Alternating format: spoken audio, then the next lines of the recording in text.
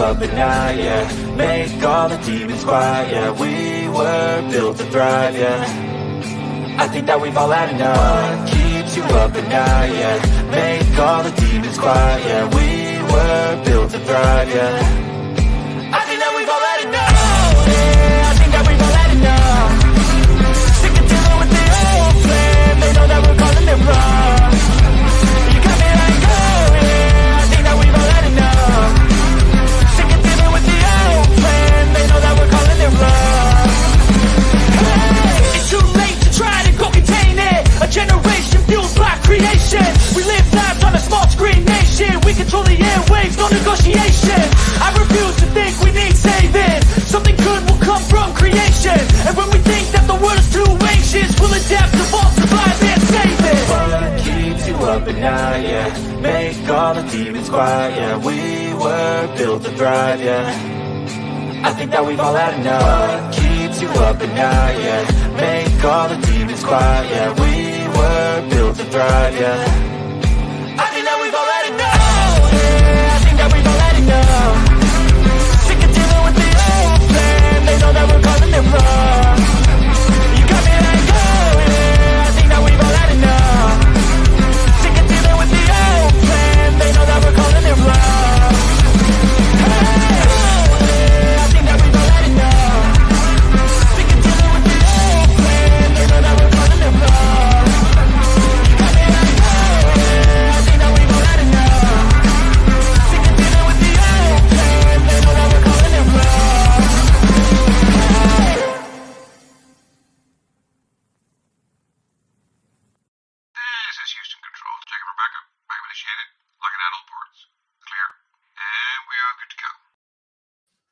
Roger, Houston, we got it from here. We're taking it from the cupola, coming to you live, 250 miles above your imagination in the International Fake Station.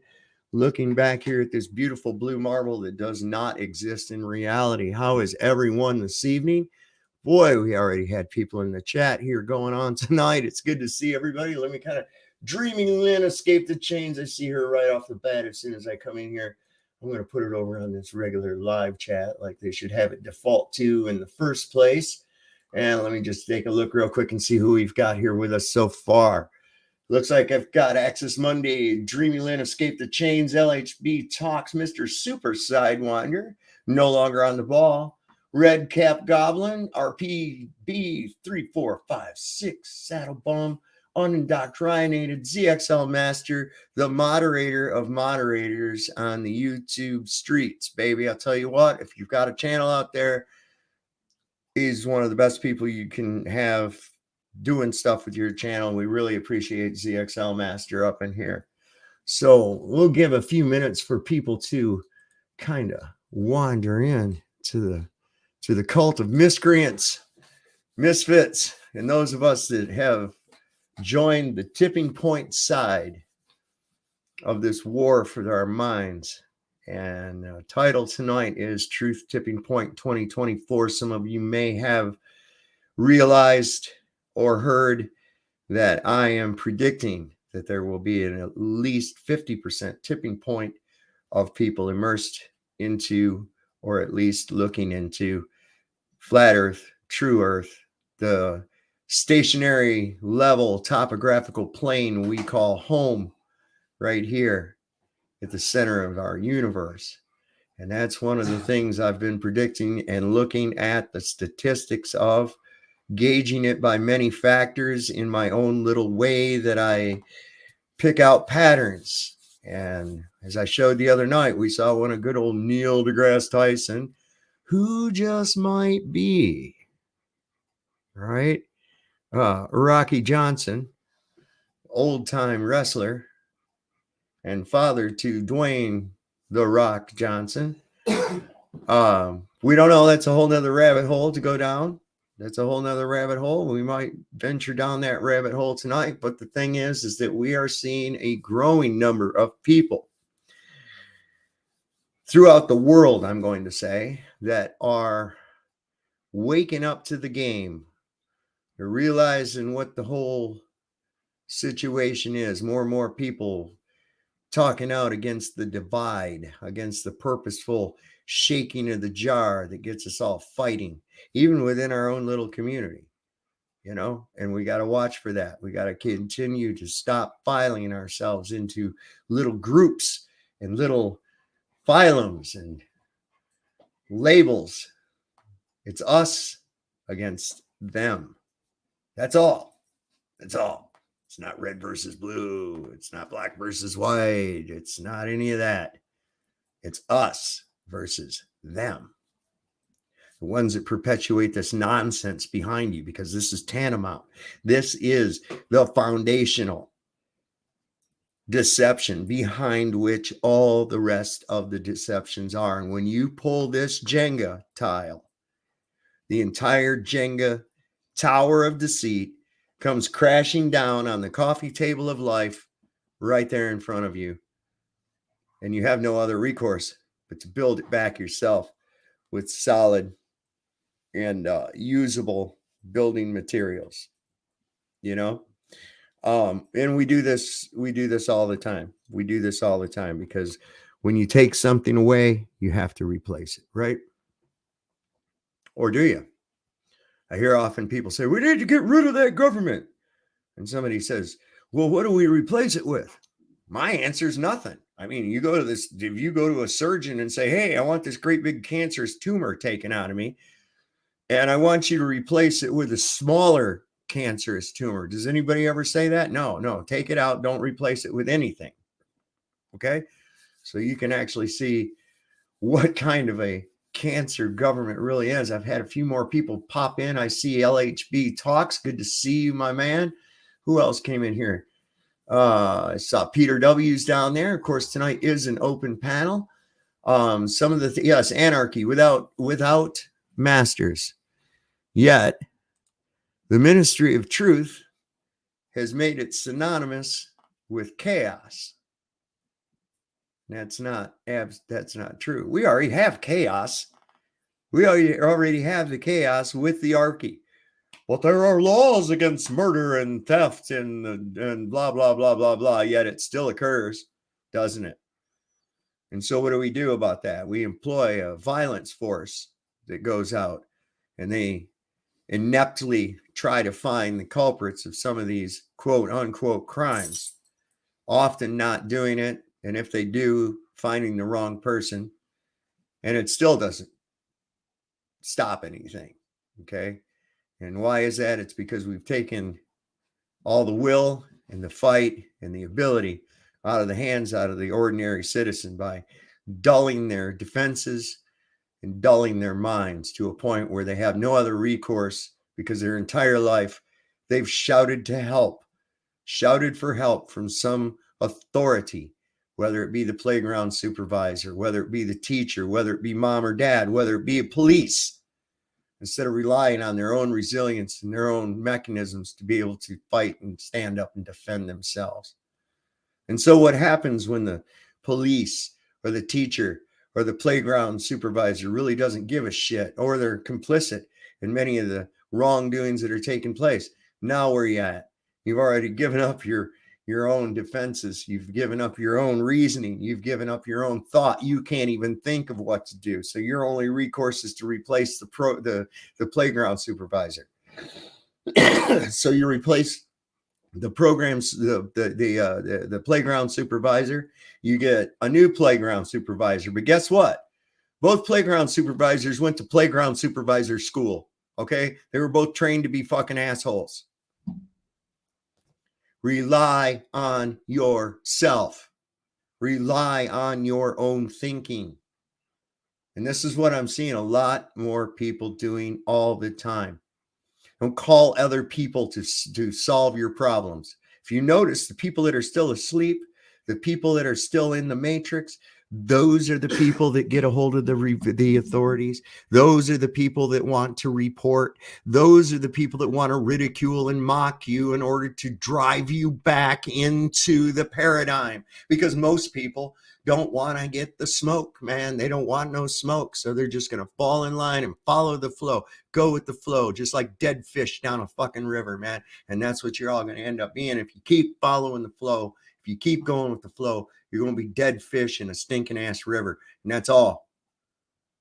Time for kid gloves is over, people. We need to wake up and smell the coffee. We need to realize what the hell is actually going on. Take control of your own soul. Take control of your own mind. Unchain your mind. Claim sovereignty over your being.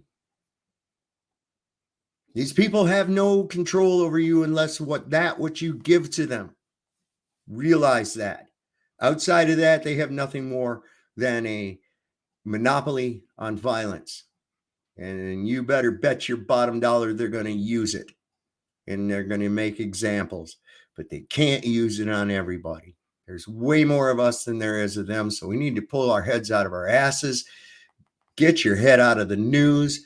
All of this psyop bullshit of China, Russia, United States, Ukraine, bioweapon crap is just designed to distract you, put you in a state of fear, and keep you from thinking critically. Another tool that they're using is malnutrition. People, get out there to quit eating shit food. Okay?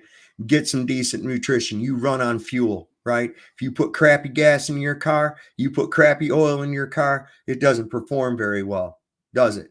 Same thing goes with this machine right here. You're a bioelectrical mechanical machine that works off of the fuel that you put into it.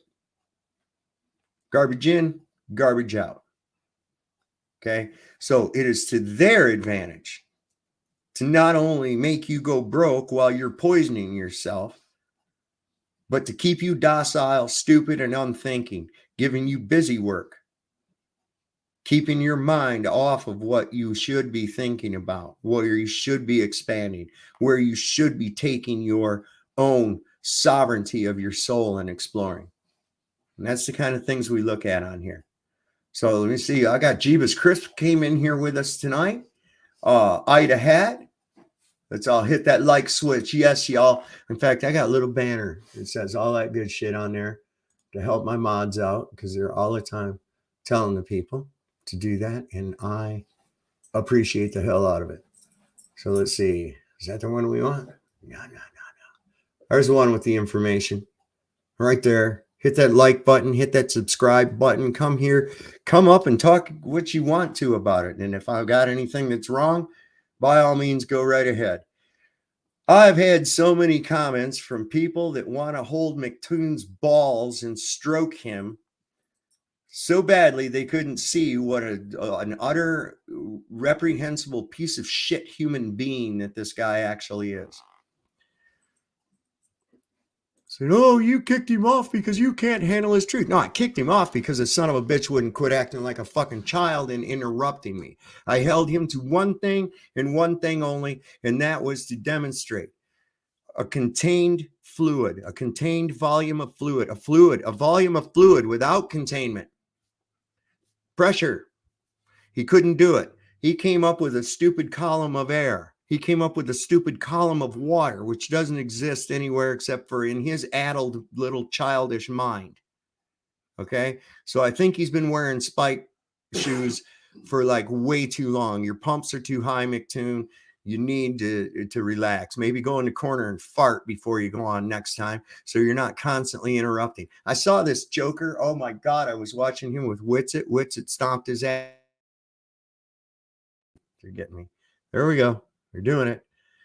Him and Kai, totally. Wow. And he did the same fucking shit. Where's your math? Where's your math? Where's your math? Motherfucker, you can't have pressure of a fluid without containment. I'm sorry, man. Math, I don't give a fuck. Do whatever size you want. Make it gargantuan. I don't give a shit. Just show it, and don't do just a column of air. So I can't believe some of these jokers that I get in my comment section just blows me away. just completely blows me away. It's like they just fell off a goddamn short bus and they lost the pin that had their address on it, so they don't know where to go. I mean, it's just amazing to me. Just amazing. So what do we got going on? What do we got going on with my people? Jesus, keep practicing using the ISS diarrhea shop vac. Yes, we love using that. You can be a moderator. I right now have plenty of moderators for all intents and purposes. I don't think I need any more. Otherwise, everybody's going to end up being a moderator. And then, well, that's no good. Besides that, there's two classifications of moderator now. Some of you may not be aware of that. There's regular moderator and then there's special moderators. Now, ZXL Master and my good man Kevin and Naughty Hippo are special moderators. Those are moderators of moderators. So that's kind of cool. You know, I'll get kind of little ranks in here. You get stripes, you get merits for your behavior, I guess. I don't know. See if that works. We'll fly that shit up a pole and see if anybody salutes it, right? McToons come with Happy Meals now. Yeah, right. Yeah, right. So I was watching that retard on a Modern Debate, and I guess it was about a year ago, and it was him and his wife Kai, but they weren't married yet. And Toon was on there with this young girl. And she was supposedly some kind of science major, still in college. And that poor thing, half the time, sounded like she was going to break down crying, trying to explain shit. I think Kai kind of put her in a bit of a quagmire, but it's good to see. I mean, it's good to see because most people we're not letting them get past their bullshit. Fuck your bullshit math. You have to get past that second law of thermodynamics before you can go anywhere with me, babe. That's it. You know, and if you're going to use the sky to measure a convexity of the surface of the earth, baby, you better be knowing 100% what's above and what those things are in. Because if you don't, then that changes the whole game altogether. Okay. So I was going to kind of go over here on Twitter and show you a few things that I found here today that I thought were kind of cool. I'm going to bring this up onto my profile. This was interesting today. I want to show you this. Now this is more of the Matrix programming shit, but you know, I think it's kind of funny. It says here that this guy, the whistleblower from Barack Obama's late chef Tafari Campbell, you remember him? He was the one they found dead. Yeah. Okay. Has reportedly come forward revealing that at the time of his mysterious drowning at the Obama's Martha Vineyard Estates, Campbell had been working on a tell-all book to expose the misdeeds of the Obamas. He is also said to have had a years-long sexual relationship with the former president. This comes at a time shortly after Larry Sinclair, a homosexual man, alleges that he smoked crack and had an affair with Obama in 1999. It also fits a similar pattern to a little-known case of a man named Donald Young, a member of Obama's church, who allegedly had a years-long intimate relationship with him. In the heat of the 2008 campaign, the night before Young was set to come forward to the American public to expose Obama, he was mysteriously shot and murdered in cold blood in what was later determined to be a home invasion in Chicago. I remember this. Yeah, that's people were saying, yeah, he was Arkancided for real. No suspect was ever charged with his murder. This is a major revelation, and it appears that the truth about the Barack Obama is finally coming to the mainstream of the American public. And this is just tip of the iceberg, baby. I've known about this cat for a long time, man. Okay. Back even when I went, how's a junior senator from fucking Illinois end up? I mean, he was just a community organizer, and now he's a presidential candidate? What? Come on, man.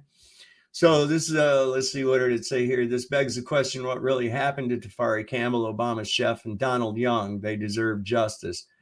Well, you know, does it take a rocket scientist to really put that out? Do we really have to dissect that down like that? I mean, for crying out loud, this is that simple. Pretty simple. Yeah, it is. And then here, I mean, they're falling all over the place. So also Justin Trudeau,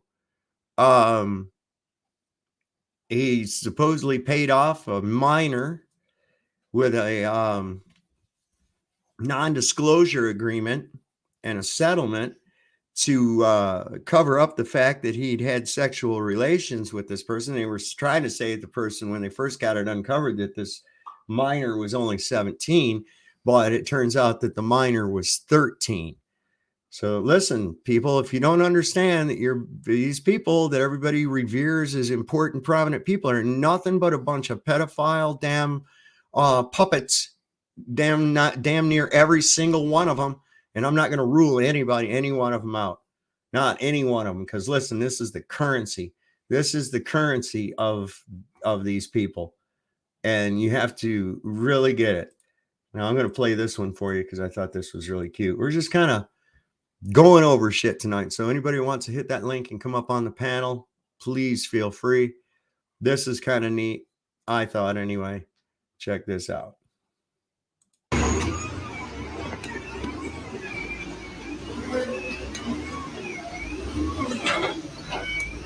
It has been over 600 days since Ghislaine Maxwell was found guilty of human trafficking, yet not a single one of her clients has been arrested yet.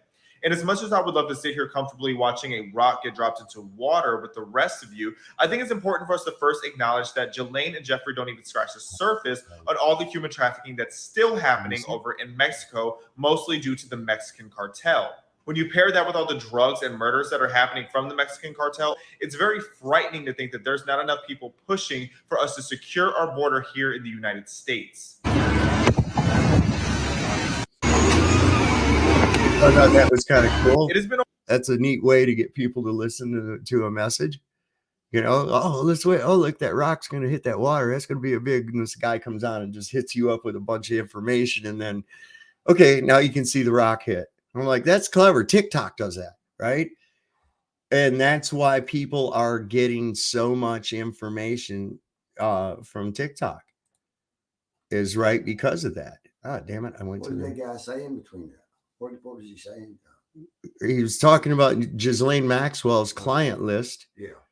That there's, even though she went to prison, none of the people that were actually paying for and having relations with these people that were being trafficked have even been indicted or named. Right.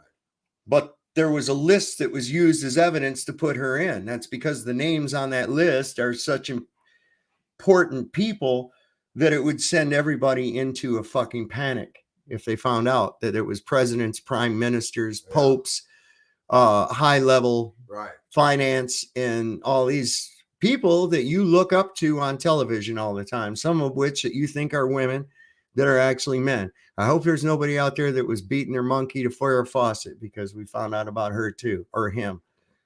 Okay.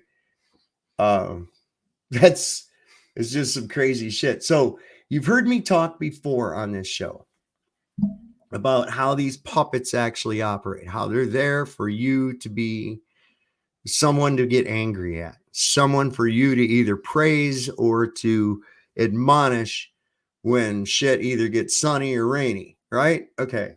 So there was a show back in the late 70s, early 80s called Soap. And it was pretty funny. On there was a character named Chuck. And Chuck had a ventriloquist dummy named Bob. And it was funny to watch because it's really quite a great analogy of how this works. People would get mad. The puppet did shit and said shit that was just totally horrible. Now, a logical mind knows that the ventriloquist is the one really saying that, but these people will actually react and get mad at the puppet. And this would happen on this show quite a bit. And I want to show you this because I think this is a really good exemplification of how that works. So check this out. Hey, Bob and I have been working on a new act. We thought you might like to see it. Oh, fellas, please, we're not really in the mood now. I just kind of needed the practice. I thought maybe it might break the tension around here. The trick is I read minds. Oh, come on. No, it's true. I do. Come on, Chuck, do your stuff. Okay. Yeah. All right, here we go. Are you ready? Ready. Okay. Danny, take something, anything, hold it up in front of Bob.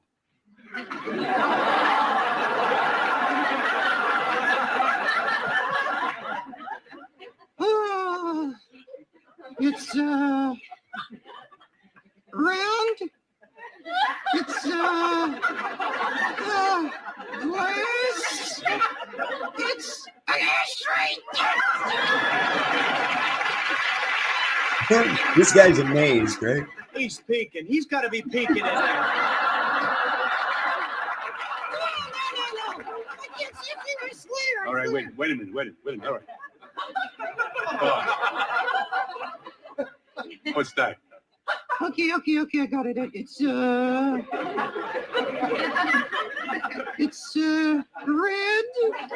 It's round.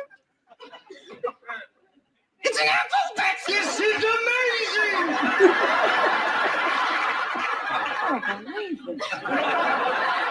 Do you know what kind of a gold mine we got here? Kurt, Chuck can see what you're holding up. But Bob can't.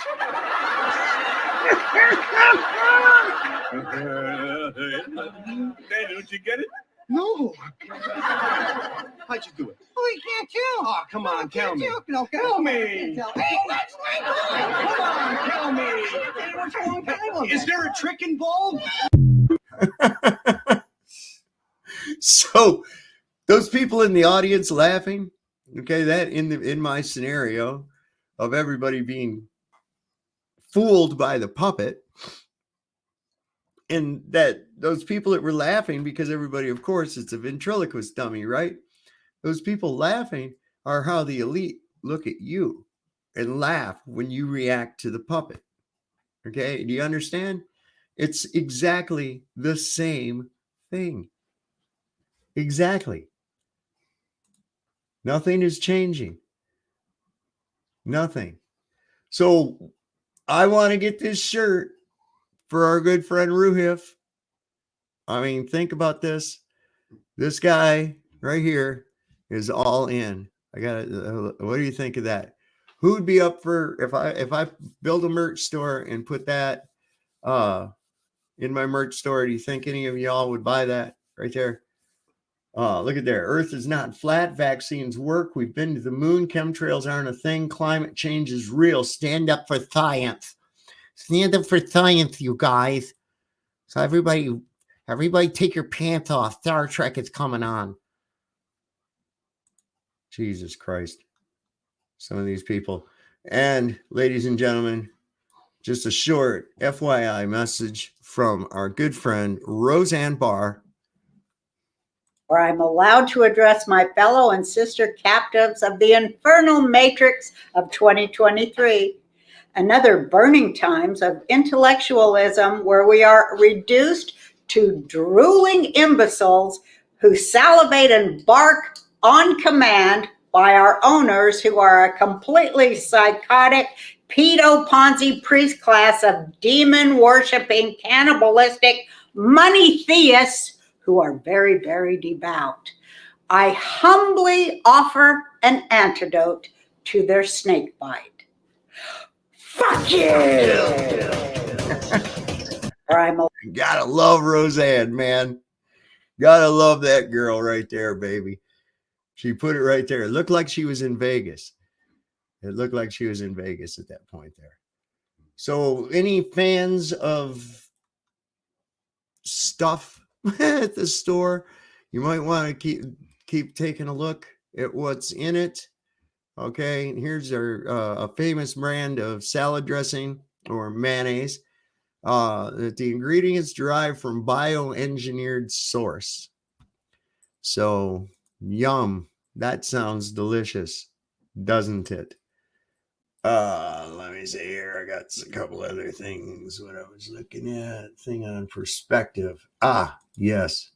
Love this. This will draw, man. Refraction. See if this makes any sense to you. This takes about 4 minutes. I'm going to smoke a bowl and let this roll.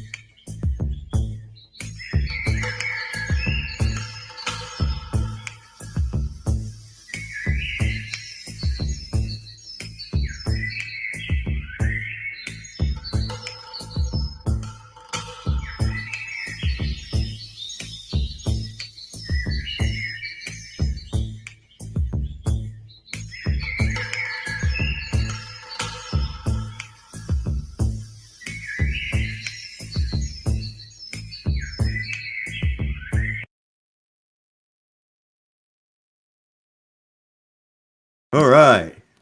So yeah, 666 is everywhere. Me and Johnny were just talking about that. Johnny's kind of new. He's a friend of mine. He's over here, kind of enjoying the show from on stage, from backstage, and it's interesting to have him here. He's getting some good information, and then in between, while we're watching that, I get an opportunity to kind of explain some of the stuff, and most of you are up to speed with. Johnny's kind of new in this subject, and he's not a techie guy. He has trouble with his how to work YouTube and shit, and I get frustrated trying to teach him how to do it. So we'll work it out. This is just as easy as him watching me on YouTube. He's coming here. I just don't know how to add the like and the view to my account, but we know that that's not why we're here. So I'm a flat earther too, Cal. No, I believe in that shit. It's like, hey, what was this thing about the Fibonacci sequence? I thought this was rather interesting too, y'all. But I'll save that for a little bit from now. Let me see. I think I've had a few more people come in. Record breaking. Oh yeah. So this is a good question right here. This is a good question. And why did I do that like that? Okay, so accidentally, an unexpected accident happened, but he survived 371 days in space. This guy survived 371 days in space. His astronaut suit can handle space conditions, but they wrapped him in a blanket. Record-breaking astronaut Frank Rubio finally returns to Earth after accidentally spending 371 days in space. So anybody out there want to buy a bridge? Anybody want to buy a bridge? I'm willing to go for that, man.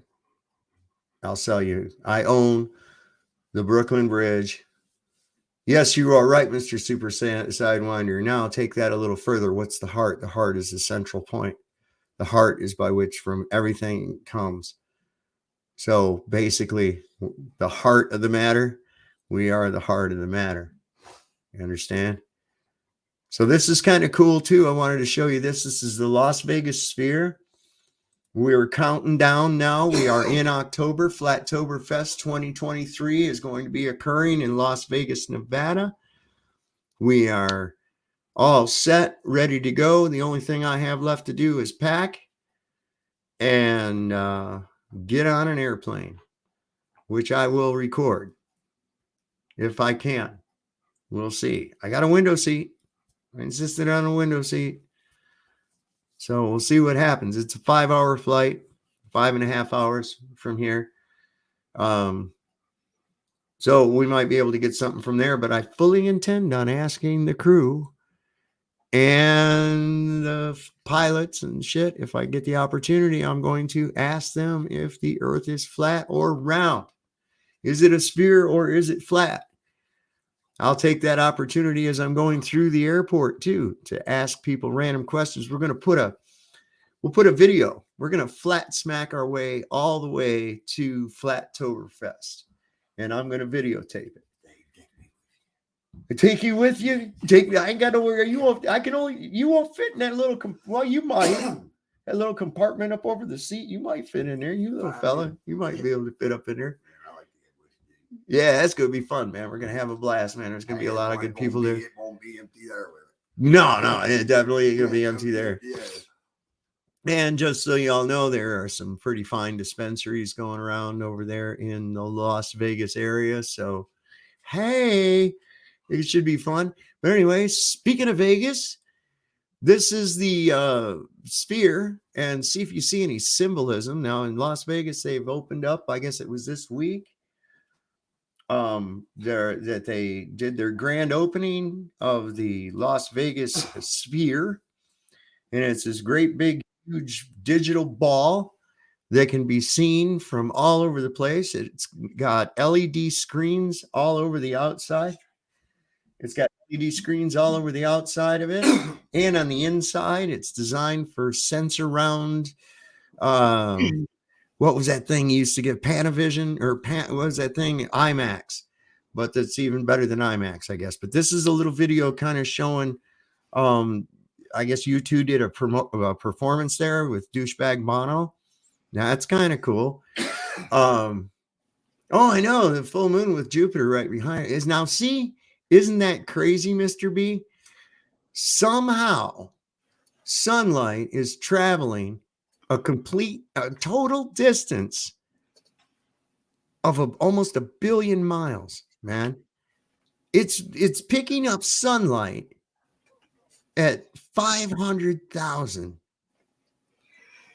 miles away, then reflecting it back 444,000 miles. Now, and that's how is that thing even have reflective properties, right?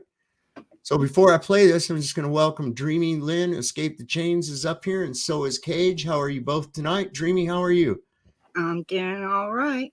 I also think that people should consider the ice wall, because I was thinking about that. If the sun doesn't reach that far out, it would be very cold if the sun is producing our heat during the day in the summertime and that kind of thing. You know what I mean?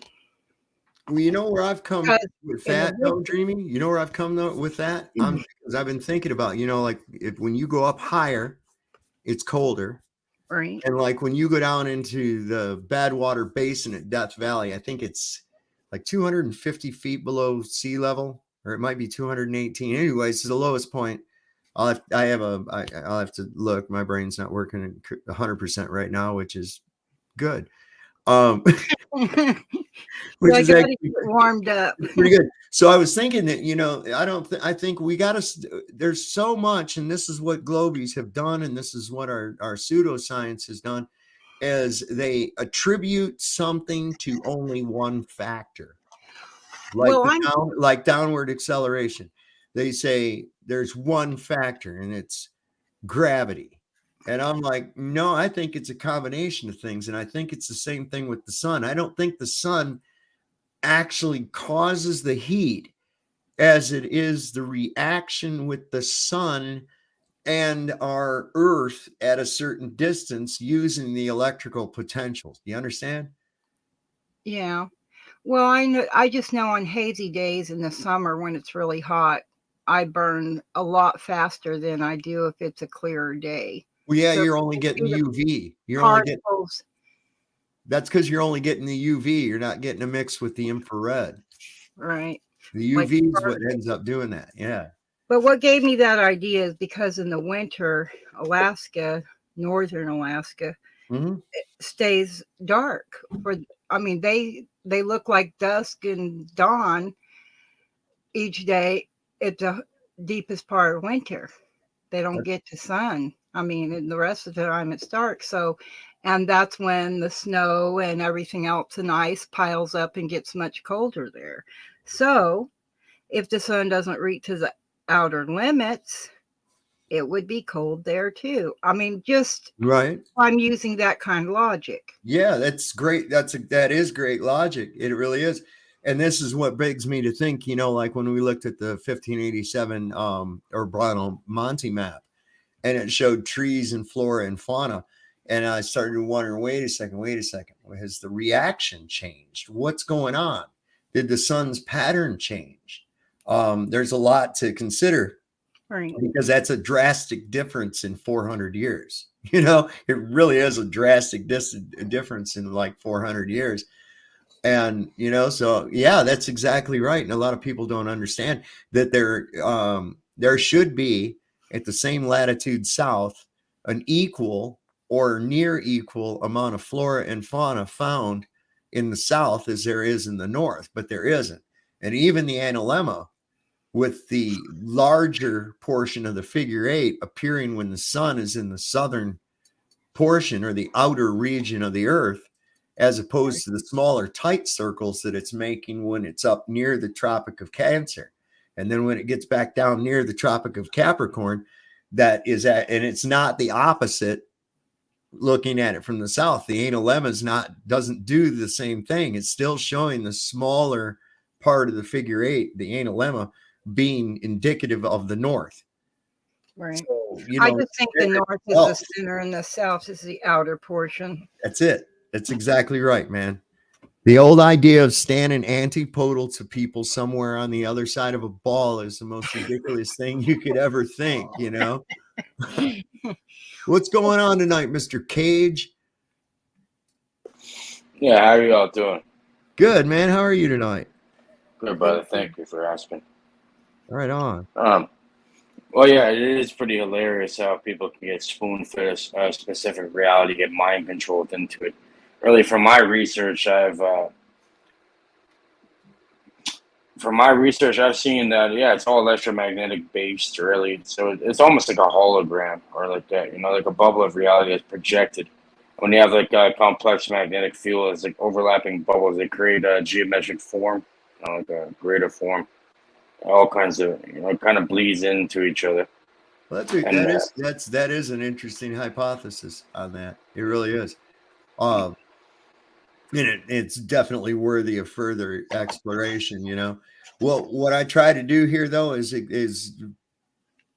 differentiate that this things that are said are a hypothesis, but we stick to things that we can prove, stick to the things that we know, and then make sure that we are saying this is a theory or a speculation I have on this. hypothesis, whatever. Yeah. Because that's the whole thing. These jackasses, they want to try to back you into a claim. Where's your model? Where's your map? And it's like, hold on a second, man. Where's there your are globe? no accurate maps. All the maps came from the same motherfuckers that are deceiving us in the first goddamn place. So until I become a cartographer, I have nothing that I can do. Right? Well, it's fucking obvious how bad they're trying to deceive people to the point where they don't even know what reality is, how reality is formulated, right? Right. What would the reason be? Like, I've always thought this, right? Like, why would they lie? Because it has to be for power or for like monetary gain, right? Some sort of power or monetary gain. So, or control, or whatever. So why would they lie about the shape of the earth? Why? Because imagine they told you that there's magnetite and chains of magnetite, straight magnetisms in your mind. They interact with the earth's magnetic field.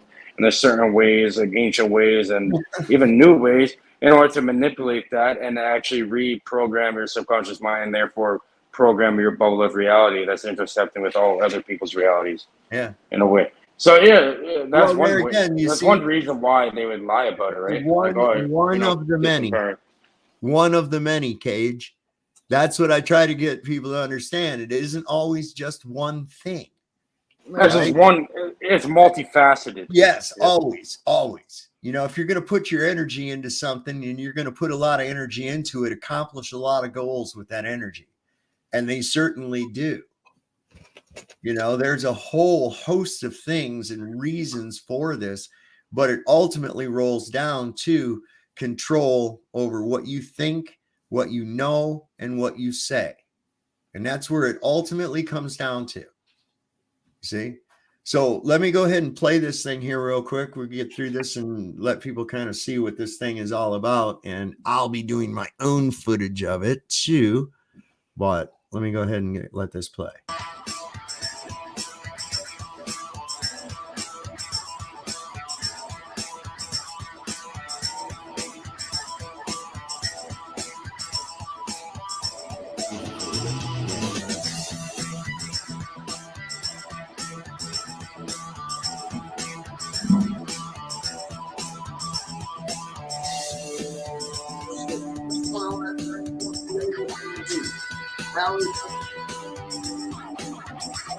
Okay, so if you take a look at this, where it says this is the U2 concert, I guess they're playing here, and this shit is all popping up in clockwork orange fashion in everybody's sphere of vision, which is watch everybody come out of there and start eating human flesh. Hey, that's Kevin Barber for this.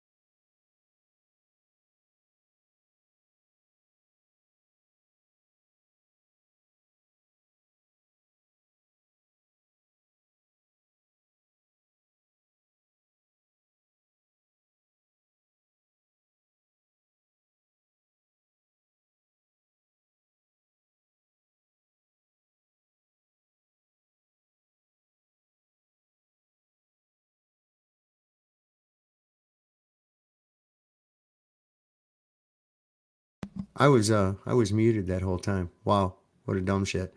So I don't even want to subject you to the rest of that crappy music and those subliminal messages, just so you can see what just so you can see what kind of a crazy ass shit that they're trying to do at all times. Just thought you might kind of enjoy that. I don't think a lot of people really understand how that works, but we've talked about it before. On camera, Bono has stated he was hugely disappointed with their music. Well, yeah, who wouldn't be? I mean, they suck. I used to they had a few good tunes back in the 80s, maybe one or two in the 90s, and okay, now go away. All right, everybody's done with you. Stop. You know. So Yeah, you two had a concert on it's a Sims program we call it Second Life online. And they did a concert. I knew the guy that did all the mocap guitar playing, all their movements on the stage and everything. And that's how I learned about a lot of the animation and how you can take real people, just pictures of them, but make them look real on a stage. I mean, graphic design and 3D and all that kind of stuff. There's a lot of people that were in the foundation of it, you know, when it first started out. I think it was about 2004 when it started coming out. At about the same time as they when did Obama pass that shit so that they could go ahead and run propaganda on our asses? Or was that Bush? One of them puppets. Oh, Bush is the first one I remember saying it's a world stage and talking about all the actors. And from that day on, I believed him.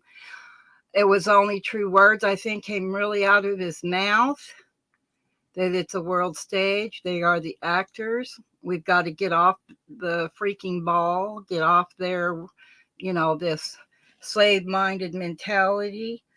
Yeah, man. They told us they're just actors. And do you know that Shakespeare had a lot to do with how this government was formed? Well, sure. Well, we go right even into the English language in the creation of the Bible, the King James Bible. Yeah. And who had their hand in that? Yeah, Sir Francis Bacon, i.e., also known as William Shakespeare.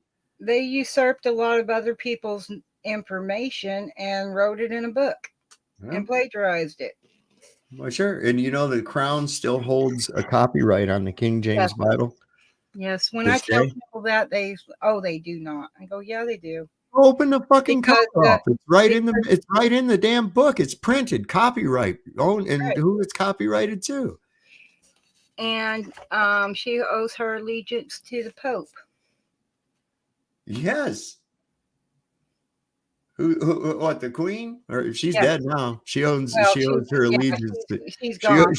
She owes her allegiance to Satan now. But now it's he's raping her in the butthole with a hot pecker right now. Now it's what is it? Prince Charles is the King Charles now. Or whatever he is. Jesus Christ. Charles, sorry. His Highness Alfred E. Newman. Looks like that motherfucker on the front of a Mad magazine, you know? Oh my gosh. You see our favorite guy over here, Neil deGrasse Tyson. I was watching Lucky Haskins, and he was talking about there's a possibility. Now, something I did find out, you know, you've heard the thing about Jimi Hendrix being Morgan Freeman. Oh yeah, I don't think they look alike. Yeah, but check this out, man. I do. Morgan plays guitar quite well and left-handed. How about that? I don't know that I ever seen him play guitar. No, you won't either. You won't. And that's precisely why. Watch Lucky Haskins' last video, man. He goes into that. And I playing guitar, being somebody that plays guitar, if somebody can put Lucky Haskins, one of my moderators. I've already got him subscribed. Cool. Yeah, yeah. Anybody who doesn't have Lucky, Alright. go ahead and get him and put his link in my chat. One of you kind asked moderators. I do like such him a for his wonderful job. brains. And then that we can actually but yeah, he goes into that, and being somebody who plays guitar, it hit right home what he was saying. It's sort of like how you know how you can tell somebody's voice, you can tell somebody's style of guitar. You can just tell. It's like an accent. It's something you can't get rid of. Right. Yes. know? Just like when people are typing online, I've had people come and try to play me, and I just know who they are, even though they've made a different account, because I Yeah. can sense their energy. And it's wrong syntax for what they say. Well, That's yeah, another one. you cannot change the way you speak or whatever. You can a little bit for a time, but you're going to start slipping up the more you talk. You'll start slipping up, and so everyone has their own pattern of communication, just like your fingerprints, you know. There's Sue Ratio says Morgan Freeman looks exactly like Hendrix. I see a strong resemblance too. I could see it, and after seeing the different things and some of the other shit, if it did turn out that it was, I wouldn't be totally shocked.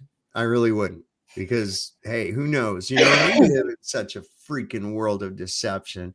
And this guy here, good old Neil, what a deceptive piece of crap this guy is. Listen to this creep. So you spin, when you spin pizza dough, it kind of flattens out. It gets wider in the middle. And so Earth, throughout its life, even when it formed, it was spinning. And it got a little wider at the equator than it does at the poles. So it's not actually a sphere. It's oblate. And officially it's an oblate spheroid. That's what we call it. But not only that, it's slightly wider below the equator than above the equator.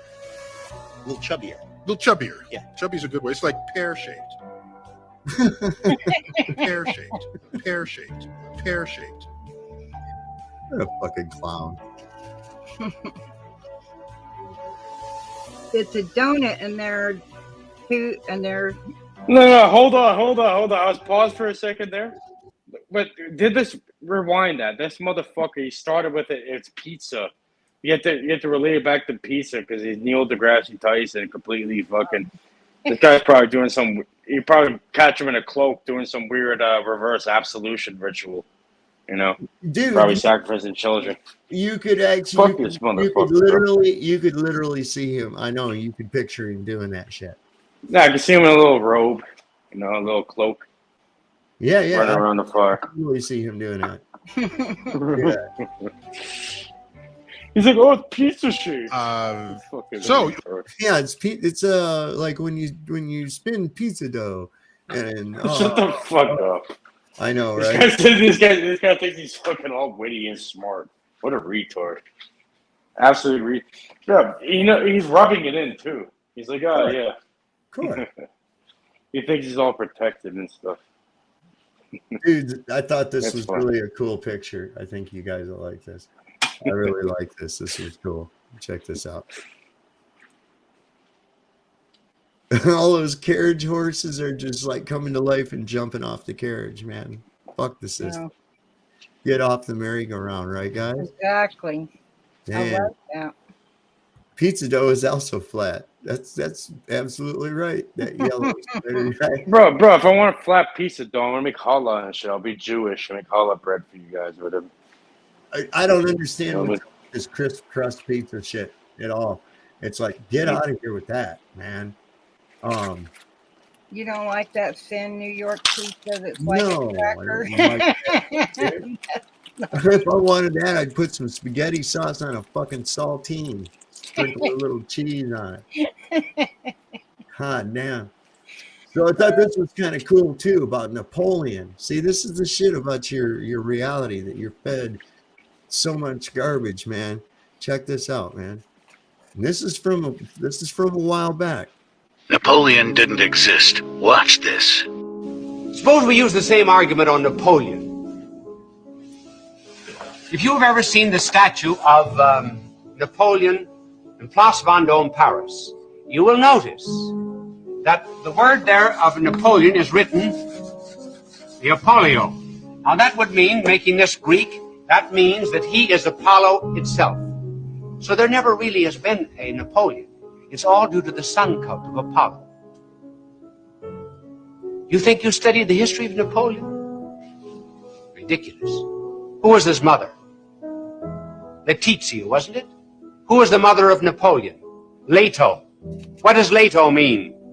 In one language and Letizia in the other. Both joy.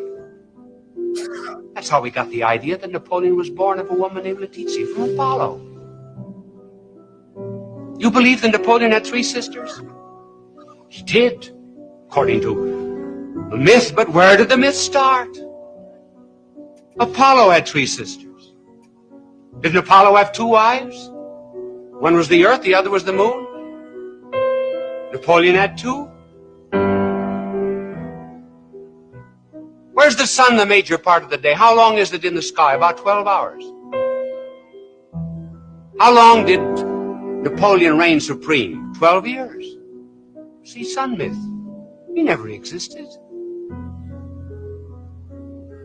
Furthermore, where is the sun strongest? In the north or the south? It's the south, isn't it?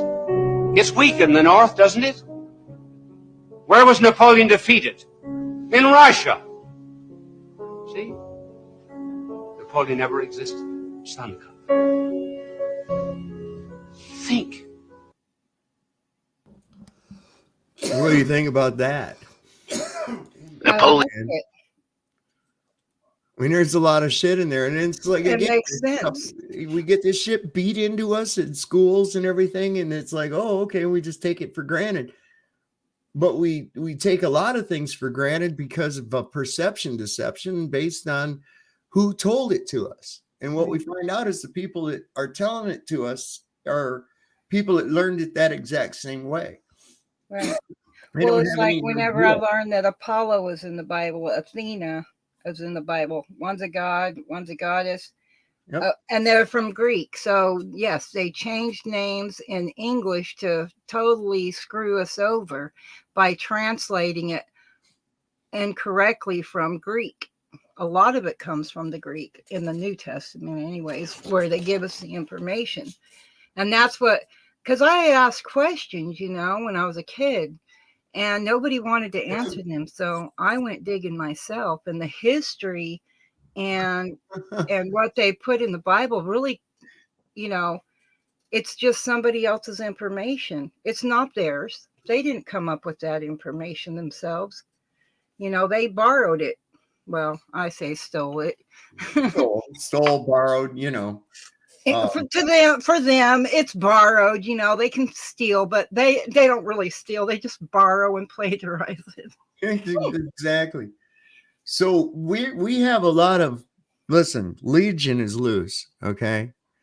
And it's infected a lot of people. And I think that there's some things that were done in the last 3 years that have opened doorways in people to allow this.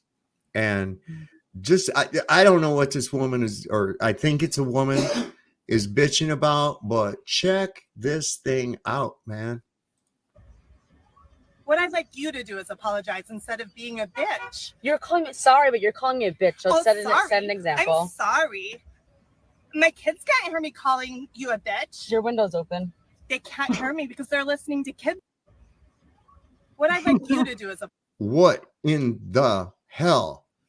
I would roll my window up and drive away if something like that came up to my window. I'm sorry. That is the freakiest looking thing that I have ever seen. I'd get some Smurf sauce and Smurf sauce her right in the face. Jesus Christ. It's just like, That's oh my God, her crazy. eyeballs. What's holding her eyes in?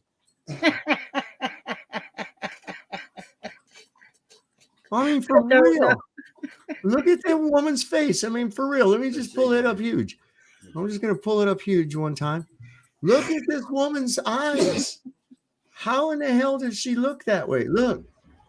What I'd like you to do is apologize instead of being a bitch. You're calling me sorry, but you're calling me a bitch. So Oh, set sorry. an example. I think the only way you could achieve that look would be to be in low pressure. Really, really low pressure. I Like, think she's got high blood pressure. well, yeah, man, that thing's about ready to blow one of them eyeballs. I'd be afraid of one of them eyeballs popping out at me with that rage going on. Look at it. Sorry. Sorry. My kids can't hear me calling you a bitch. Your window's open. They can't hear me because they're listening to kids. So, wow. This The is what we popcorn have. Kettle black. You can always tell those people because that's what they do.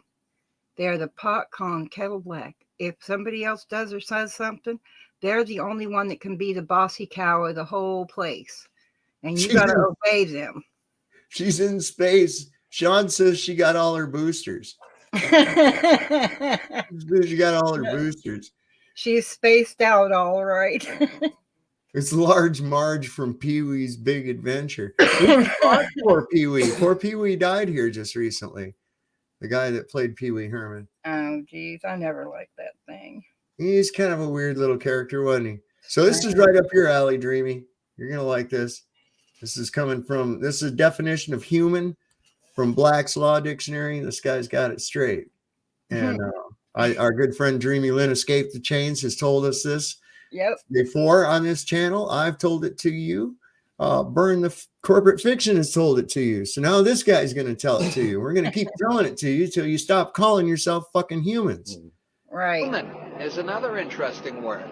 It appears nowhere in the Bible, but you look up the definition of human in Black's Law, and it says sea monster. And so you flip to monster, and you look up the definition for monster, and it says one that cannot own or inherit property. Now, all governments have human resource departments, and all corporations have human resource departments. Isn't that interesting? Job is another interesting definition. Job is defined as public business for private dishonest gain. Is the definition of job. I have to look this guy up. He's got some good shit. Johnny here says that he's got it before. And no, that is not Johnny behind me. I've actually killed my fellow astronauts up here, and that guy's just floating back there, dead. So put him in a jar and pickle him. He destroyed the vacuum toilet. Oh my God, it was a mess. I just couldn't take it anymore. That was funny. He insists on eating ramen noodles, man. And well, he used to. And then he went in and destroyed the vacuum toilet. And it stunk. We don't have any more Febreze up here because when the girls ran out of hairspray, they started using the Febreze for hairspray. And I'm sorry, I just lost it. I've been up here for a long time now, accidentally, like that other guy who was accidentally in space for 371 days, but needed a blanket wrapped around him when he got back. That was kind of cool. How did he forget he was there? Well, I don't know. Thought they had communication going on back and forth. They could have just rang him up and said, "Hey, your time's up there. You have to get back. Push the button, or we're going to have to bring you back remote control." Well, they had, Houston, we have a problem type thing. Listen, it would be really suspect. It already is. There's Anson Howard has shown up tonight. Good to see you, Anson. Thrashless Smith is here too. Martine showed up. Mr. Cax. Anybody else? Chilling is here. Hope I didn't miss anybody. If I have, you'll roll by in the chat and I'll say howdy hoo to you too. But see, hold on, quickly. Ground control at the major sub. Yeah, right. The fuck is going on, bro? Space is fake and there's a harness is involved, right? Yep. So Moonbound's joining us up here. All right. Well, I forgot where I was going with all that. Anyway, yeah, it doesn't matter. It'll come back around. All right, so ZXL Master, wow, right on cue, bro. So I ran across this little interesting tidbit, and let's see. I think this is right up your alley because ZXL Master, I was hoping you would be here to check this out. Okay, this is a thing this guy is saying, and this is like from some kind of old movie or whatever. That English is phonetically reversed Hebrew. And this guy kind of explained this. So check this out. And I'm going to smoke some weed. Space weed, though. The number. Hebrew A, Aleph, it's 1. B, Bet, it's 2. You understand? But look at this. The numbers are interrelated. Like take the Hebrew word for father. Av, Aleph, Bet. 1, 2 equals 3. All right? Hebrew word for mother, Aim, Aleph, Mem. 1, 40 equals 41. Sum of 3 of 41, 44. All right? Now, Hebrew word for child. All right? Mother, father, child. Yelad. That's 10, 30, and 4. 44. Torah is just a long string of numbers. Some say that it's a code sent to us from God. That's kind of interesting. Yeah, that's just kid stuff. Check this out, okay? The word for the Garden of Eden, Kedem. Numerical translation, 144. And the value of tree of knowledge, all right, in the garden, right? Eitz HaChaim, 233. 144, 233. And you can take those numbers. So, no. You know, like the Fibonacci sequence. Fibonacci is an Italian mathematician in the 13th century. Well, I don't know if I could tell the goy over here about the Gematria and the Hebrew lettering and that.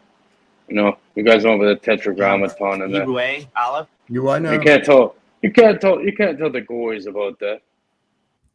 Well, people have to be very careful because of the mask that has been used by Zionists, and particularly political Zionists, where they masquerade and hide behind Judaism, while the whole time using Jews, actual Jews, as scapegoat victims to further have their agendas. I mean, we can go all the way back to Theodore Herzl in the late 19th century, one of the fathers of modern day political Zionism, as he was quoted as saying, "We must increase the suffering of the Jew.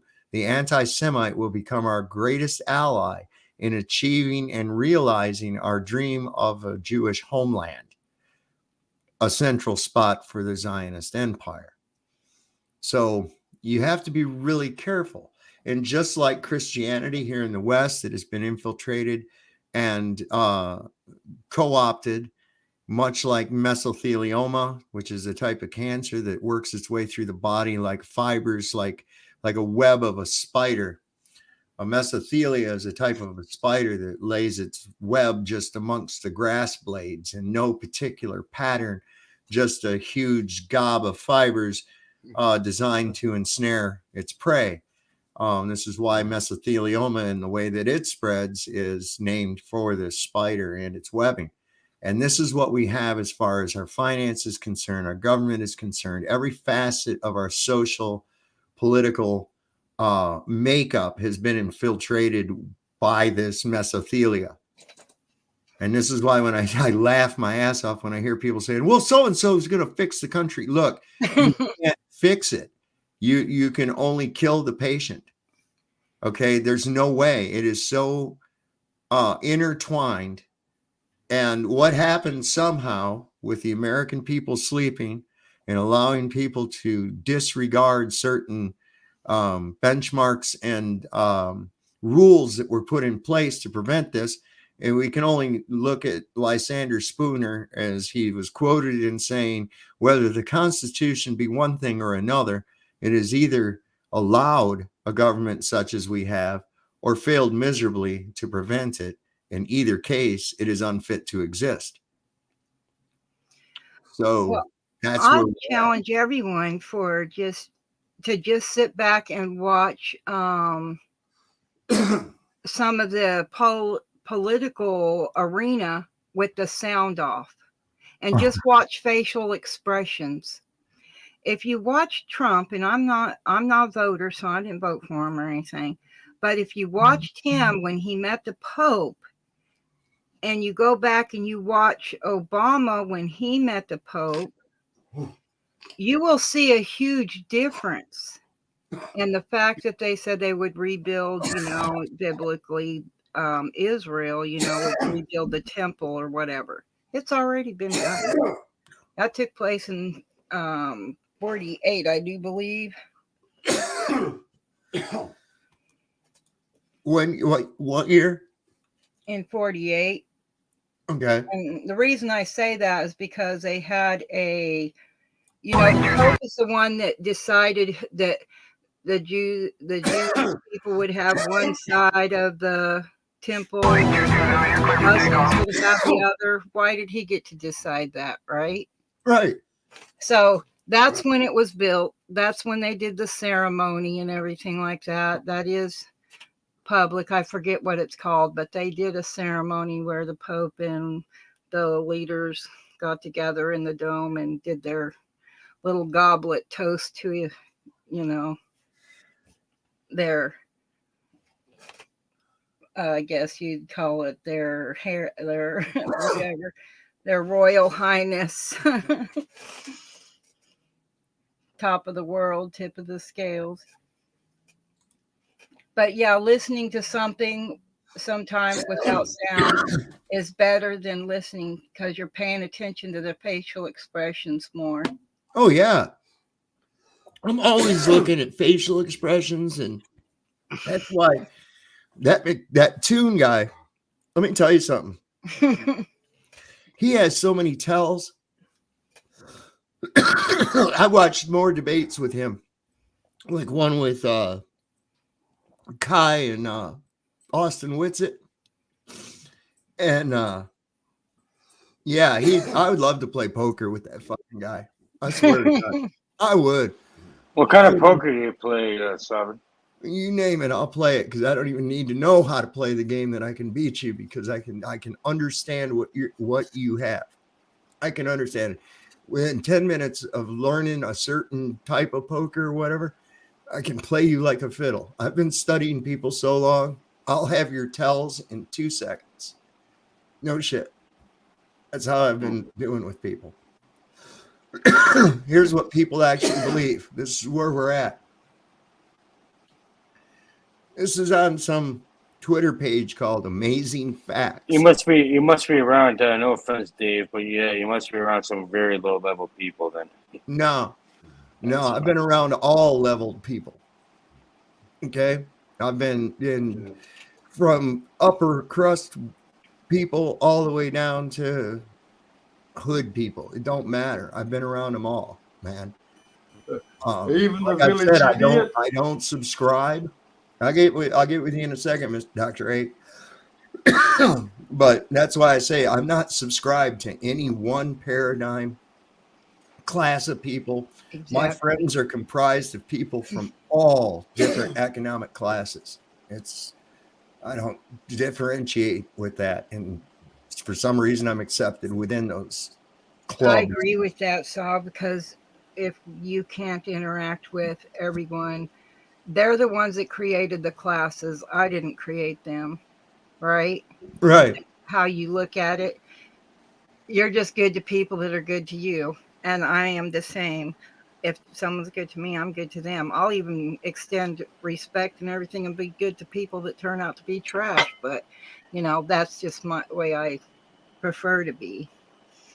Dude, this is exactly right, man. Anson, you got it. You know exactly the kid. You know who he was. He says, what did he say here? Anson at the first up here. He says, Tune was that kid who always stayed behind to chat with the physics teacher, right? He was chummier with the teachers than the other kids. A suck up, probably narked out other kids for shit too. I told on people. And whoever said strip poker, you go put yourself in the corner for like 5 minutes and think about what you said. That was so gross, dude. I can't imagine that dude already looks like a lesbian school teacher. and his little pasty fucking man titties. Ain't nobody wanting to see his pasty ass man titties. You go put yourself in the corner. Who is that? That yellow spider guy.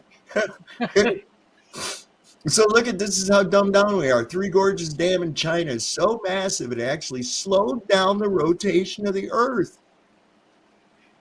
Yeah, that's a question, Sovereign. Yo. Yeah, I want to ask a question. I was wondering, you see like the shape of the Earth, all these different things, like I feel like all of this reality, no matter they're curated to you in a certain way. So I feel like it's all mind control, from the very top to the bottom and back up. All of this shit's fucking mind control, bro. Well, of course it is, man. Once you escape that, though, you can interact and realize what it's about, right? You can gauge what you need to. It's almost exactly like, you remember in the Matrix, when they get ready to go on a mission into the Matrix, they had to act like they were part of the Matrix, right? Yeah, So, back in the quote unquote real world, right?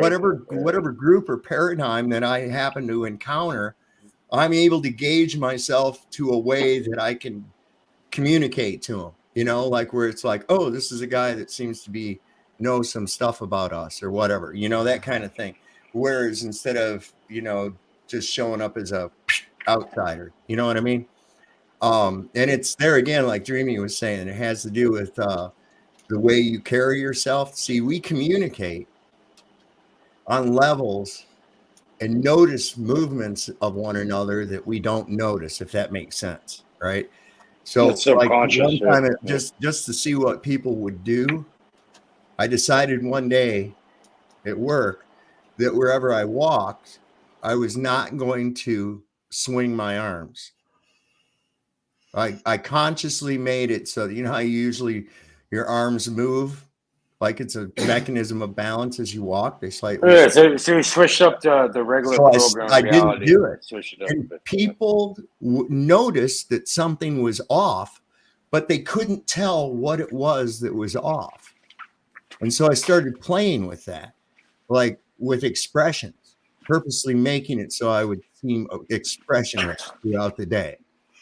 And people it's sort of like, even though there's nothing in what you say or anything that you're actually doing, but those micro expressions not being there gave people pause to say, is everything okay? Is everything all right with you today? There's a lot we do on that level. So I've studied and looked at how people, what they do when they're speaking, various little expressions, little ways that their eyes move, the way eyes will gloss over or focus back in. And like you know what I look at it as? It's like we're all put into this social engineering program. What it does, it perpetuates. It's like mini me or de facto, kind of the same ideology. So it's like a lesser level. So we all perpetuate it amongst each other with this fucking nonsense. You know what I mean? Even unknowingly. Some smart people know they're doing it and like do it purposely, but a lot of people just don't even know what they're doing. They just happen to do it. Well, the thing is it's that by design. I see the micro expressions of not only defeat, and I don't mean I mean just like totally crushed. But when I see a tune, I can see he knows when an argument's been defeated. One of his, he gets upset, and his response is to immediately start interrupting or go, "Well, do you have math, or some other bullshit like that?" He turns into a complete child. Yeah, Dave, you know what that sounds like to me? Sounds like emotional mind control. It is. It is in a way. It is, because look, here's the thing. People don't want to get yelled at by the other sheep. Okay.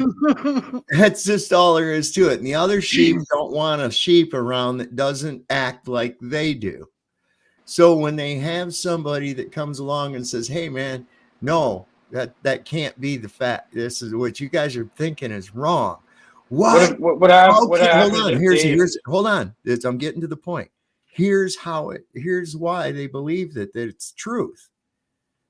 Because that's what everybody believes. And you realize what a fallacy that actually is, because that's what everybody believes.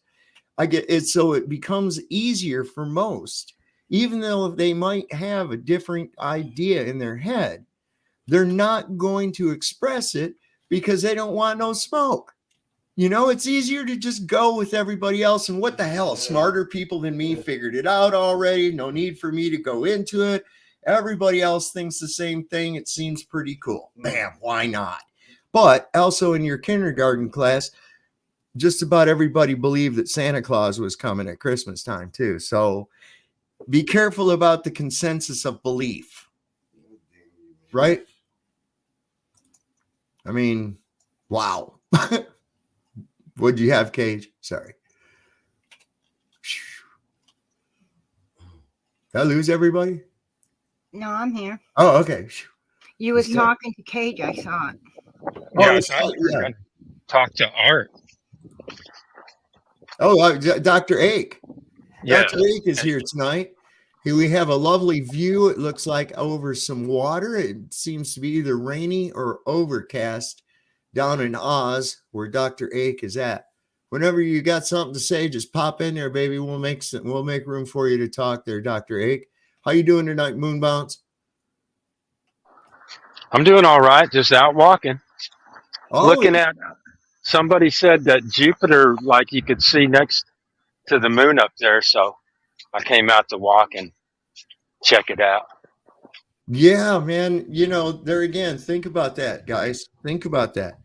Here's a supposed planatia or wandering star, which for some reason people decided were some kind of terra firma in the sky. All right, now that thing is supposedly 444 million miles from the Earth. Now our sun is only 93 million miles, only 93 million miles from the Earth.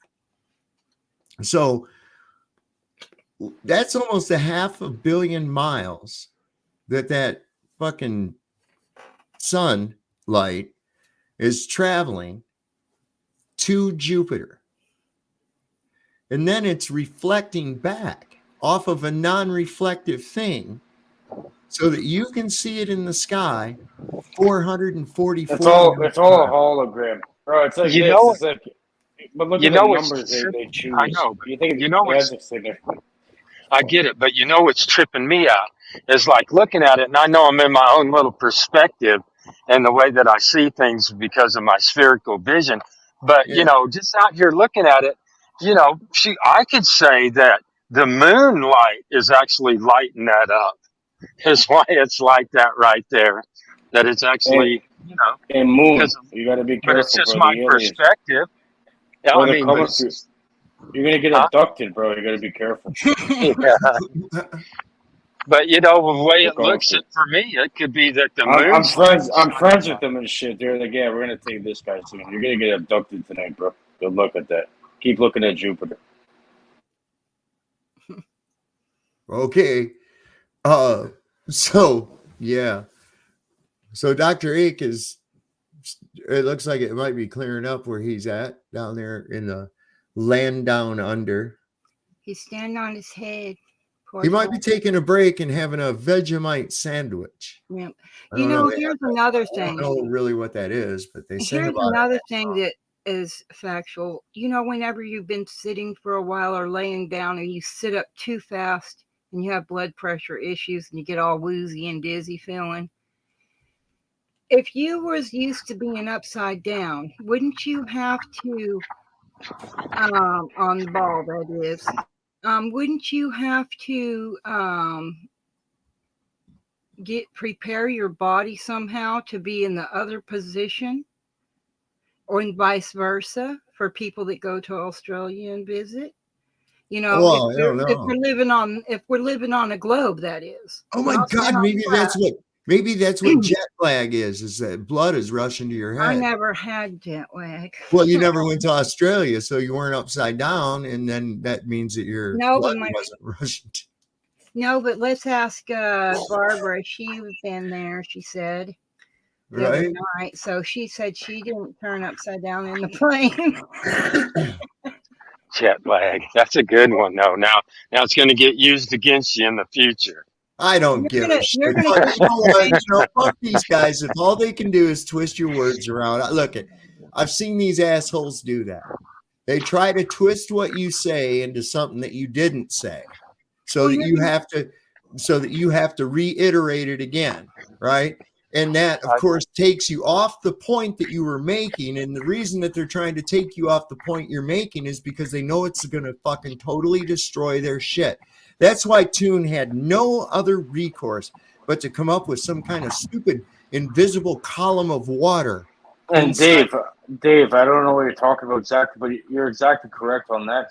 And it's like when truth presents itself, it's people get into that amygdala, right? The fight or flight response. Right. Bro, they fucking. Bro, I swear, I go live sometimes. I swear, I've made like 4 or 5 people cry on the channel. If not, well, I'm not trying to make. Listen, I'm not trying to make people cry or anything. I want them to see. I'm not either. Well, exactly. Easy. Age, the truth makes you cry. You did. Easy. The truth makes people cry or run away. Right, it will. They'll run. They have a fight or flight response, and that's the entire reason. But you understand that childish behavior by people like McToon and people like Professor Dave, you understand that theirs is not a result of that because they know better. Right. They already fucking know better. They're not stupid. They rely on the gullibility and stupidity of the people that watch them. Yeah, and they think they learn the game a little bit, and they think they can manipulate it. And never usually works out for them though. Usually. Their audience is usually the type geared to. They think that whoever insults the other guy better won. Okay, that's where they're at. So they're gullible, and these people that are doing it, and they're like the people I just mentioned. They don't think it's spherical. They don't think it's a globe any more than they think it's a fucking piece of cheese. Okay? They know better because they're not stupid. And they've been looking into this long enough to know that anything that they have is nothing more than wishful thinking and browbeating people into the belief that they have or that they're trying to sell. Okay? These people aren't out there by accident. Not for 1 minute. And I don't know, we've touched on it a little bit here. I think it might have something to do with a sentence reduction, for whatever. I don't know. But it seems to be like that, man, because I can't see where you would not want people to have. I mean, ain't nobody trying to censor globe people, are they? No. But they sure are trying to censor us. Why? They want to shut us down, and the best way is to go, oh, look at these guys are dumb. Yeah, but Dave, like the whole us versus them thing, this is a part of the, the master plan. Yes, absolutely. It's all divide and conquer, right? It's not working, though. It's break people. Dude, it's not working. It is kind of working. Well, no, it's not. It's going against them, really, because I'll tell you what, every time one of these fucking idiots comes on and says something stupid, they create another flat earther. I hear my phone go pop 100 times a fucking day. And when I hear that thing, listen, when I hear that thing go pop, that means that another flat earther got their wings. Okay. That's someone who got the app and subscribed to it. And I know that that's only a percentage of people that have come to the true earth, realizing it and just haven't gotten the app. Okay. So this thing is going huge. Like we showed the other night, that Neil deGrasse Tyson Facebook post, man. We looked at the ratio of laughy emojis to thumbs up and everything. And man, there was 3,500 of the reactions out of 13,000 were laughy emojis. That's a pretty good amount. And hold on, that's only a certain amount of people that saw it or decided to even react to it. So Sovereign. Yeah. I was listening to some fucking crazy interesting shit. For some reason you came into my mind when I was listening to it.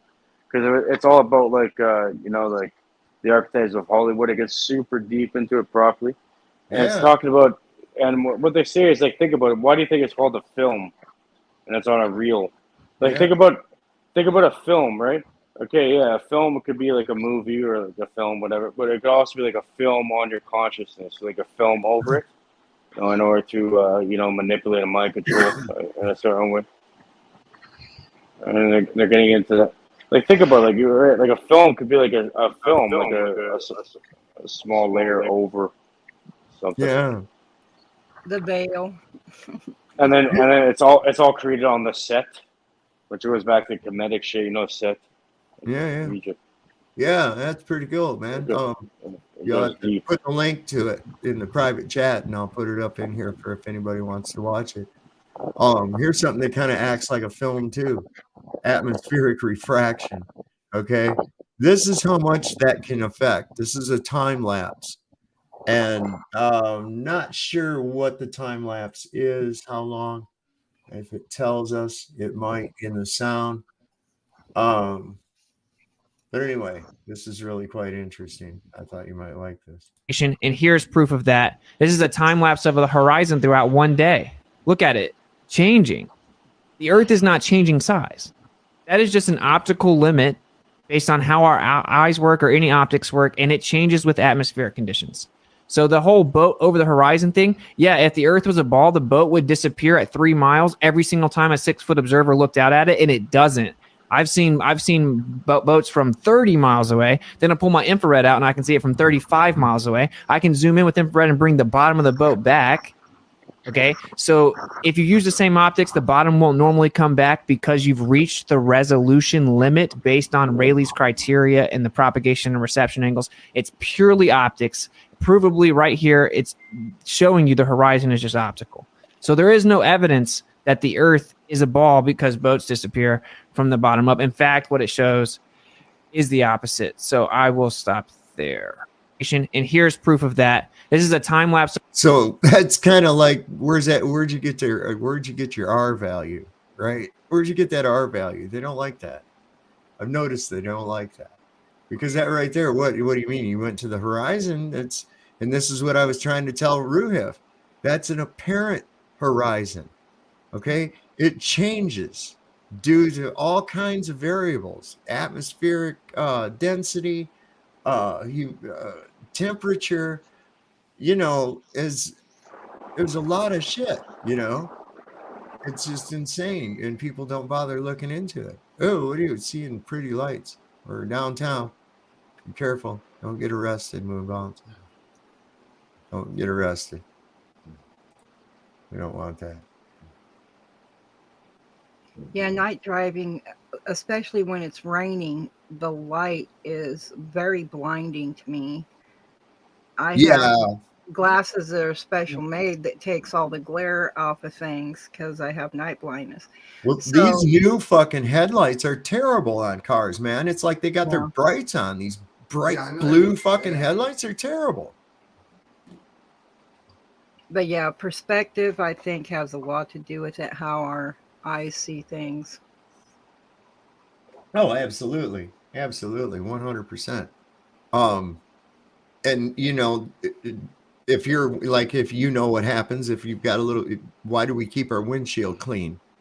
So we can fucking see through it. You get a buildup of dust on it and you can't see as far, right? Well, that's, yeah, man. But and then it smears when it gets all wet, and then it's really havoc. I've wondered that. Here's your little bug. It's flying along. There's Benny Boy coming up with us. What's up, brother? I missed Mitchell from Australia. But like when you're driving along, poor bug, he's just flying along, and you hit him, smash, all on the windshield, right? You know what the last thing goes through his mind is? His ass. Yeah, his ass. In Arizona, the big katydids, when they hatch out. Yeah, bro. And, every 7 years they hatch out and they drive you nuts with their noise. Yeah, those things are nasty, man. Those things, when they hit your windshield, those things sound like they're going to crack it. They're so big. Hey, okay, so on your thing, we were talking about it being a show, right? Cage, check this out. So here's Kamala. Now you got to understand, this is the Vice President of the United States. They have just as much Secret Service protection as does the president, right? But watch what happens at this thing.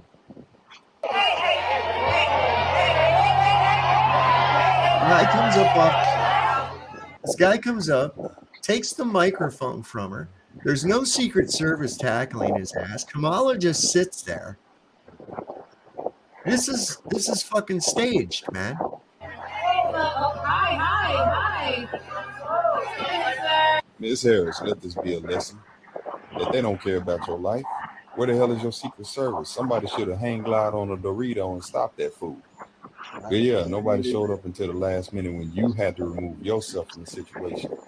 You're the vice president of a whole nation. And this is the response? This how long it took? Look how close this man was to it. Wow, this is crazy. And look who protected him. Black women. I mean, how do you get that close to the vice president without Secret Service like totally nailing you to the floor? I don't know. I just can't see that. Is it Hansel and Gretel, or what's the other one? Pirates of Penzance. Oh, I'm just wondering the name of the play we're watching. I want everybody to kind of think about back to what I said about the waters above and the waters below. I think some of you might have caught with Austin from Melodome talking about this as well. I talked a little about it in my video entitled Consider the Medium. Check this out, man. Another instance of this. Can you imagine the amazement of a planet when they have found water underwater? And the density of this water is higher, and even a submarine could not go through it. Could this water be the starting point of a world within a world? And that's why the density is different, because the inner Earth's atmosphere is different. Because scientists have found proof of an ocean underneath the Earth's crust. One of the most amazing things I had ever seen at the bottom of the ocean. It was while filming for Blue Planet in the Gulf of Mexico. And inside the ring of mussels was a lake. And it's like, wait a minute, I'm already underwater. So we went out over the water in this lake and tried to descend in it and bounced off. It was so super saline and dense that the submarine couldn't go down it. We literally bounced off, and as we bounced off, we sent ripples heading back to the shoreline. Hey, I've never seen anything like it. Oh, Orca Basin. Orca Basin is the other side of it. Thank you. Well, whatever it is, it's forming a pool, right? So it's denser than seawater. If it was oil, presumably it wouldn't be in a pool, it would be floating up. Looks like water. We're going to stick our finger in it to see. You can do that. And we should see, you might even see little ripples on it. And you might see kind of splatter in water as it tries to mix. So we'll go to a brine pool next week. Yeah, you can see the shimmer around the arm. Well, that guy was a little bit exaggerating when he said, "Oh, it sends." Can you imagine all the way back into the land? Well, see, this other guy, that was just exaggeration. But there is another guy. It's assumption, right? No, there is another guy that actually they were divers, and they actually did go down there and explore it. And what it is there's it's like salt that's pooled in this area, and it is very, very interesting. So the water is very, very salty in that section down there in the Gulf of Mexico. But that guy was like, "Oh, you touch it and it sends ripples of waves." And when they start acting like that, they're just mocking somebody. Well, one of the things interesting about that is the guy that did that for Blue Planet, not that diver guy, and certainly not the first guy that was narrating. That guy that was in the red shirt, he's the actual dude that went down, and he had gone down again and got a sample of this.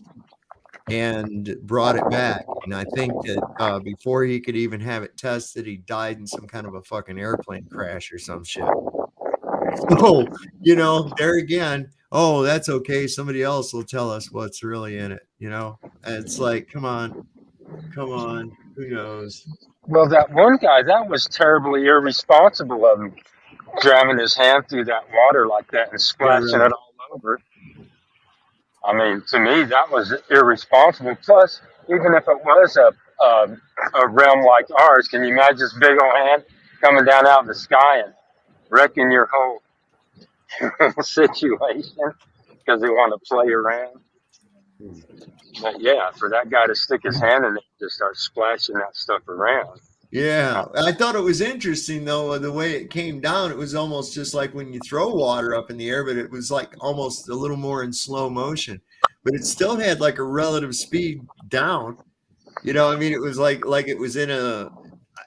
That's crazy shit, man. That really is. But then there again, I think about this thing, you know, and it's doing that exact same thing right now.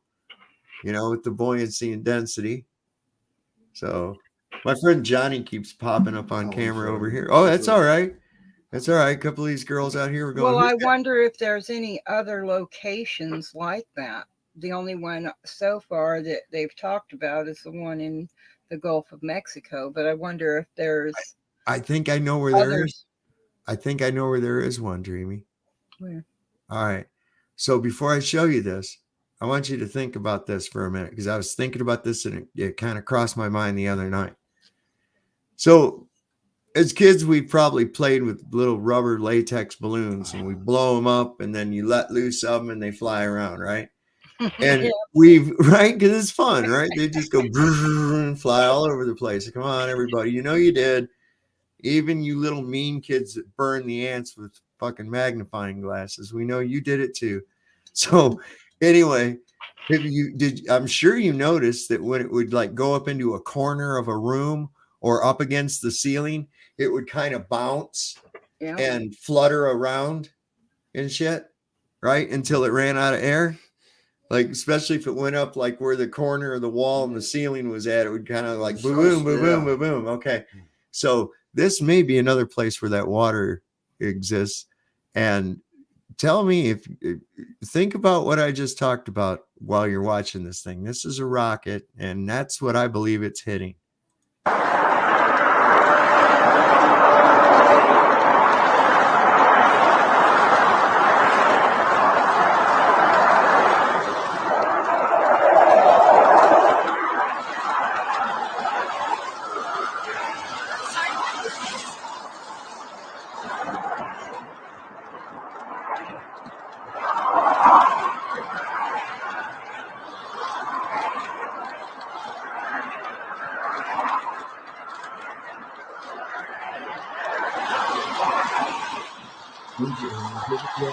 Wow, look at that. It's got a splash. Maybe it's just a giant firework.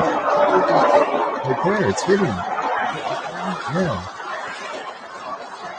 You can spiral back and try to go back up. No, it's like yeah, waves, man. That's what I'm saying. That looks more like that is not gas dispersing from that little fucking rocket. I'm sorry, babe. That is not what we're seeing. Well, there. think about it. I mean, they don't do it so much anymore. At least I haven't seen any that. Well, we don't really do big firework thing here, but they could make flags and huge rockets and all kinds of stuff all light up on 4th of July. Yeah. Back when I was a kid, they really pride themselves on creating things. So maybe it's just a freaking giant fireworks. Straight out of Photoshop, baby. Right? Well, I mean, we get to see them shoot them off, you know, and something goes up. We don't know what's inside of it. We're just looking at the outside of it. They don't let us have open house night before they take it up in space so we can all go in it and check it out. Right? Right. So anybody know who this guy? I'm not getting in one of those fucking things. gotta be shitting me, man. That thing, Point Nemo. That's where those things go in the ocean. A place called Point Nemo. What's Well, that remember, remind they you said- of? What's that word? What's Nemo remind you of? All the kids were crazy about finding fucking Nemo, right? Nemo was, nobody knew where Nemo was. Point Nemo is where they fucking launched the rockets and crash in the ocean at. It's like a fucking undersea graveyard of bullshit, man.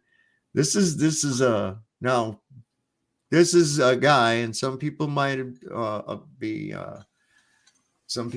offended, but don't be, especially people that might be Jewish, all right? Because this guy was okay. He was only once a Nazi, but since we won him over with freedom and democracy and the American way, and he helped develop NASA. So you guys, this is our friend Werner von Braun. I am Werner von Braun. This motion picture was produced to enable you to experience more personally and vividly the most dramatic events of the Apollo 11 story. We have made full use of modern technology to capture this experience on film. The pictures and sounds are real, recorded in real time, where the action really was. So, come with us. We are going to the moon. To the moon. Ball Earth, B-A-A-L, because I'm being funny, is a trippy illusion. Every single observation says it's not a spinning ball, but it takes a while before it doesn't feel totally insane to realize we are not standing on a sphere, spinning faster than the speed of sound, in an infinite void, expanding outward because we are also shrapnel from an explosion 14.7 billion years ago in which all matter and energy came from nothing. That's literally what most people believe. NASA, Disney, and JPL were all founded by black magicians who legitimately figured out how to keep the adult mind in a state of infancy. They believe we are descended from monkey cum. We're spinning at the speed of sound on a ball in an infinite emptiness, expanding because everything came from an explosion an unfathomable amount of time ago, and we're chaotic shrapnel going forever, and out of that evolved the human eyeball. I'm not in that. I'm not in that fucked up world. What the Nazis and a lot of these people figured out was how to completely control the human mind. You know, JPL was founded by Alan Parsons, who was an Aleister Crowley student. He's a black magician. Jet Propulsion Laboratory. NASA was founded by Werner von Braun, who was an SS major in the Nazi army. And American conservative baby boomers have no problem with any of that. And then, of course, Walt Disney, who was Werner von Braun's best friend, was a Freemason who figured out how to make grown adults cry using animation. And they all came together and figured out how to keep adults in a state of infancy, begging for daddy to let them take their masks off. Isn't that wild? Monkey cum. NASA will show you that 1 microgram of plastic will make a hole this big in 5 feet of lead because it's going so fast. And then in the next sentence, they'll show you what appears to be a meth head's tree fort hurling through space that's so thin that you can stick your finger through it. It's basically aluminum foil that landed on the moon and then exploded back, and then we lost the technology, could never go back. And I'm the crazy one because I grew up, because I took my diapers off, because I'm not going to be defined by crazy, fucked up, abusive people.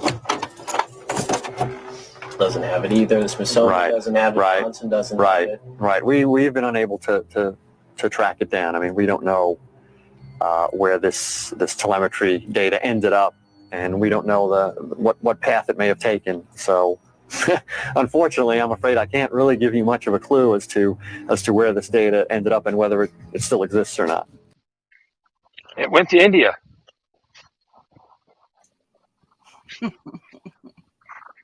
Yeah. The Indians got You it. don't have to be retarded. The Indians figured it out. Yeah, the Indians figured it out. It's listen, that's the only square footage of real estate left where they don't have a convenience store or a Dollar General. So, you know. Well, if they've been to the moon, there'd be a damn McDonald's on it and a Dunkin' Donuts or Krispy Kremes. Listen, that's exactly what Kubrick's film 2001 Space Odyssey, that's exactly the message that portrayed, because right off the get-go at the beginning, this guy, he gets a call. They found something while they were excavating on the moon. Now, at this point in the future, 2001, they have mining companies and shit on the moon and colonies, right? And a space station. So this guy blasts off. He goes up, and the ship he's on is a Pan Am flight, right? And the thing was, it was Pan Am, and it had a stewardess and everything in a futuristic stewardess outfit with Pan Am and everything on it. He goes to make a video call to home. He's on this space station, which has a hotel, and it's owned by Hilton or one of those like that. I mean, it's all commercial, right? He uses a Bell telephone, video phone, to call home and talk to his wife and kid before going from the space station the rest of the way to the moon. It's like a way station spot, right? But they were already pushing this commercialism of space before anybody had even actually done anything beyond go into low Earth orbit, supposedly, with the Gemini missions, you know? So this was new, and supposedly sending something to test it out and go around the moon, and they got some kind of crazy footage, but they also built a model so they could film it and simulate steering over it, which is indistinguishable from the real footage. So, hey, if space can be fake, how do you know that it's not? Right, guys? God, right? Oh, I'm on a roll here tonight. Definitely on a roll. So what the fuck's going on in New York, man? They're flooding. No something shit. Horrible. Yeah, I've been watching that. This is. I mean, it's like, well, I'll tell you what. Every time I see videos, people walking around videoing cop watchers, to people giving tours and whatnot. Those streets are so trashy. I think Mother Earth finally said, you know what, you filthy little rats, I'm coming in and I'm cleaning house. Because I'm not kidding you. There's just always trash on their streets and sidewalks. I've often said that New York is the Earth's asshole, and it's finally getting an enema, maybe. I mean, I feel bad for the people that live there. This, ladies and gentlemen, this is not just the state of New York. I'm talking about New York City.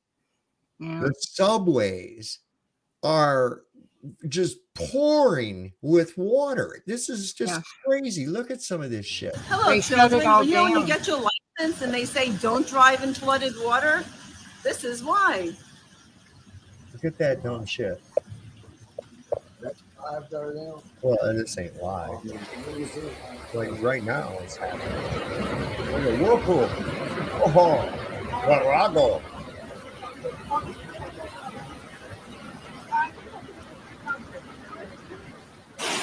Look at that shit. How the fuck am I supposed to get across this? Are you fucking serious?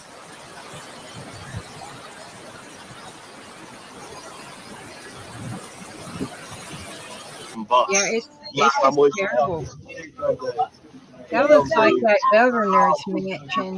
Yeah, the water is a fucking bus, bro. It's a steep also. It's a Nisha. What? Hello, children. You know, when you get your license and they say don't. That's, what do you think, man? It's and crazy. Plus they got all these fucking immigrants and shit there too. That's insane, man. What are they doing? Well, I think that was that tropical storm or whatever that they have over there caused that. I mean, I had never heard about New York City flooding like that before. Yes, it is. They said it never has. See, weather manipulation shit, man. You know, they're hitting them hard with everything they got. They're trying to produce as many Listen, this is more of this bullshit. Avocado, the order out of chaos. It's fuck that. There's no such thing. Well, I think the last major flood was like 1922 or something like that. I think I was reading when I went looking up stuff on the flooding over that way. I mean, these people are getting hammered hard, you know, but there again, it's just, I don't know, man. When are people going to get it? When are people going to get it? You know, like the guy with the shirt. I showed the guy with the shirt, the guy that's all in, right? Did I show that? Which one? That guy wearing that t-shirt. Yes, you did. Yeah. I want to send that off to McToon and shit. Send one to Ruhif as well, man. Holy God. And a pack of M95s with it too. You know, what the hell? Why not? Here you go. Some pop rocks. Dude, I don't know. What do you think? Do you think he really believes that horse shit he's trying to sell? Hell no. He sits there, he says things he knows is going to get you to disagree with him, and then he puts his hand over his mouth and sits there and laughs. Yeah. I watch him. I watch his body language. He's full of crap. Yeah. I don't like deceivers like that. They just, you know, I just prefer not to be around them. Right. That's where I'm at. That's where I'm at with that too, you know, and it's like, it's a shame that you have to resort to such things, you know, and especially like that Toon guy. Even if he was a flat earther, I still think he's a piece of shit just for some of the other shit. He's got a website. Did you know that? He's got a fucking website that he posts, he goes and investigates on people and shit and finds like criminal records and shit like that and posts them on there, and it's all totally entitled about it says flat earthers are horrible people or some shit like that. And it's like, look, I'm going to tell you something, man. If you shouldn't have to attack the credibility or the character of the information, right? And that's exactly what they do. I don't mind doing it back at them, because here's the thing: I don't care. You can my record is a matter of public record. And if that tickles your ball sack to, you know, look at it and be all judgmental about it, well, that's up to you. But I can guarantee you one thing: I ain't never heard another motherfucker. And I can tell you this too: I have never killed anyone that didn't deserve it. All right. So that being said, You never said you killed anybody neither. well, that's beside the point. I just have never killed anybody that didn't deserve it. So we can just leave it at that, right? Well, you know, I never got that. I mean, I've dealt with that in my life more when I was younger, but people will just keep on attacking you. It's like, get your own life, live your life. Stop fucking with mine. You know what I mean? They don't bother me none. I don't give a shit. Well, mine was in my family, but you know, it's a bombardment, because I think it's them. They're concerned about how inadequate they are, not that we are, and that enrages them when you're not like them and you don't go with the program. Right. Beat them back into line. Yeah. Mm-hmm.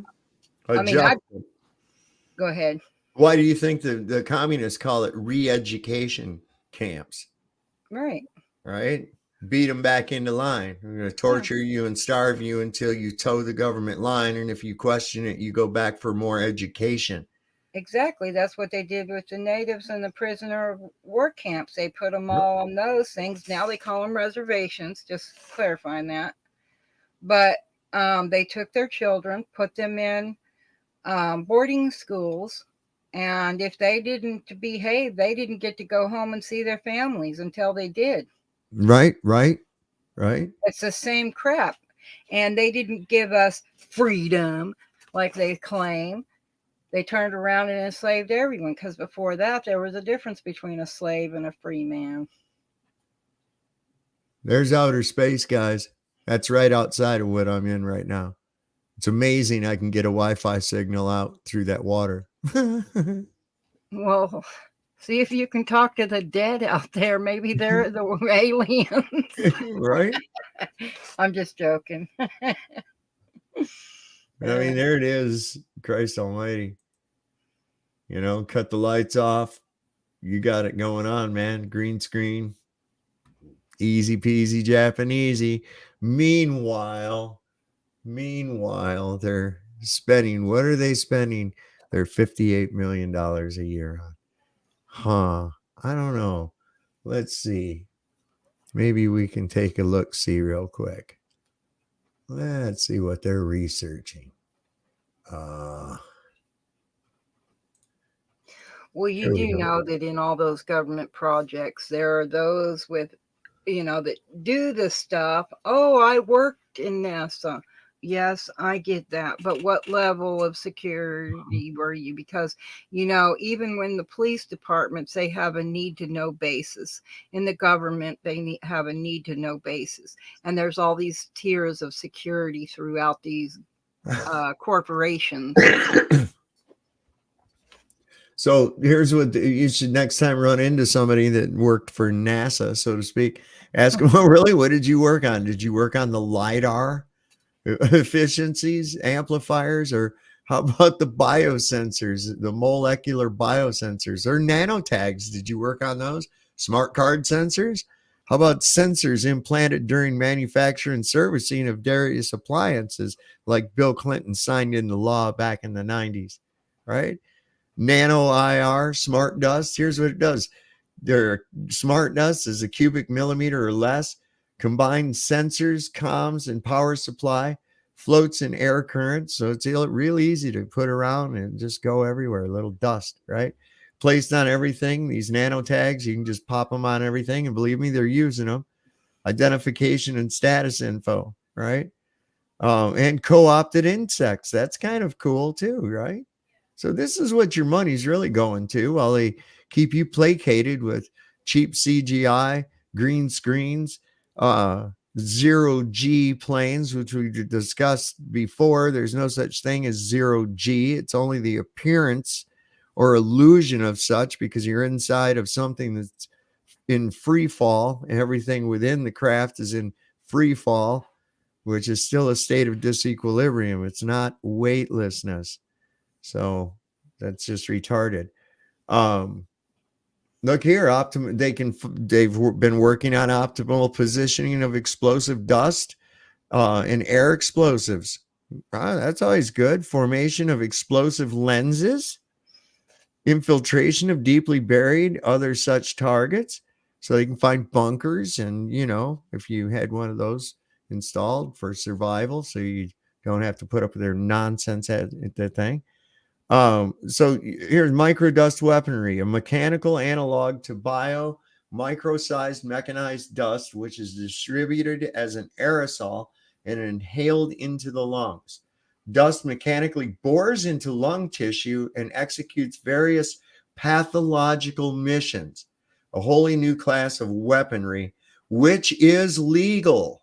Notice how they put that in there too. They said, which is legal. Right.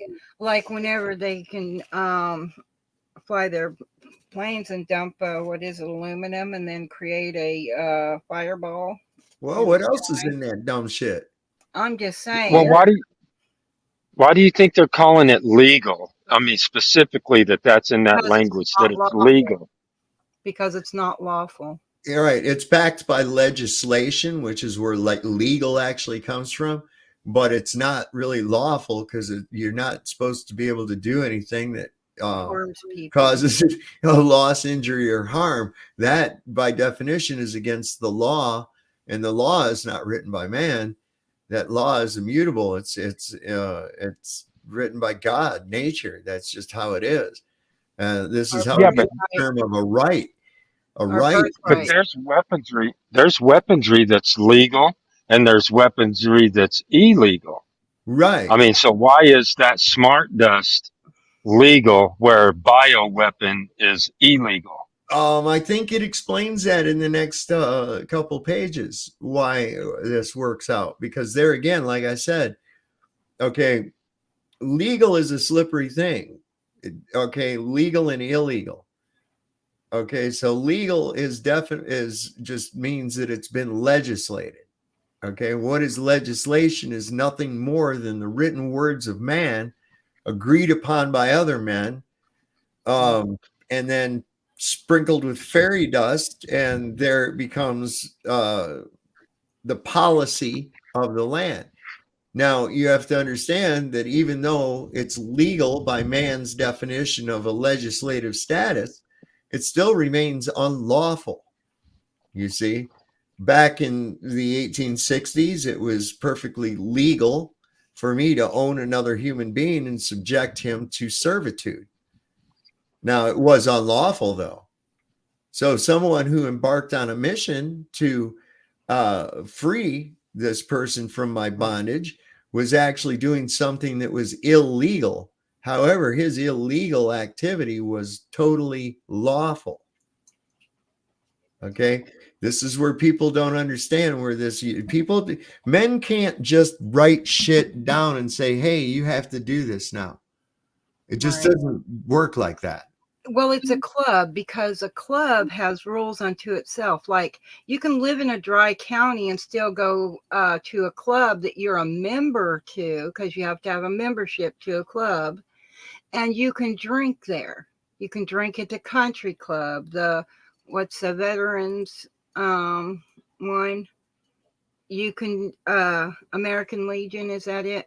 You can drink there, but you can't buy alcohol in the county. You can't go out to dinner and have, something with your dinner, in a dry county. But you can go to a club because clubs have rules unto themselves. And that's what a corporation does. It's just business. They've got rules and laws and codes and everything to keep their trade secrets. That's what it's all about.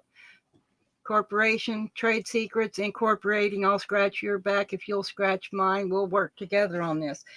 And they can do that because that separates them for their personal property or whatever. So if you have it in a corporation, if it falters and crashes and goes under and belly up, you still keep everything else you have in your, that's yours personally, your own personal homes, cars, whatever, and any other corporations that weren't associated with that corporation you get to keep. That's how they play the game. Of course. And this is the whole thing too, because like, hey, you're going against the Second Amendment, coming after our firearms. No, they're not. No, they're not. Because you gave it a commercial status and therefore they can. You agreed to it. Okay. So you have to understand, it doesn't say the right to keep and bear firearms. That's a commercial term. It says arms. And that term does not distinguish any type of arm whatsoever. Firearm is a made up word. So you have to be real careful. They've just kept using it. Right. And showing the imagery and repetition, and repetition. And so now you accept that. And we even got people at the highest echelons of the legal profession that are fighting for Second Amendment rights. And they're still saying, oh, it's because firearms is our right. No, it's not. That's a commercial thing. Take it down to the basics. Learn the wording. It does matter. These people that are proponents of the control systems, that's word salad. Bullshit it is. Okay? If you say abracadabra wrong, the fucking spell ain't going to work. You dig? You got to say it correctly. Right. It's like people used to call cars and trucks or automobiles. Right. And then it seemed like in the 70s, they just pushed vehicle everywhere you turned around. That the word vehicle was shoved down your throat. A vehicle is a commercial purpose, use for a car or a truck or a bus or whatever. So I'm going to put the link to this in And the people chat. forget they're free with the word liberty. Means freedom of movement. You get to be free. You don't have to pay for it. They can't tax you and fine you and give you fees and everything else and force you into a contract. Well, That's I mean, voluntary servitude. right, but that's why I think that a lot of them was pushing electric vehicles because, you know, like you were saying, they were pushing motor vehicle being a commercial term, and electric vehicles are run off a motor. Those are motor driven, where the cars and trucks that we have now are internal combustion. They're engine. They're not motor. They're an engine. Where, Go ahead.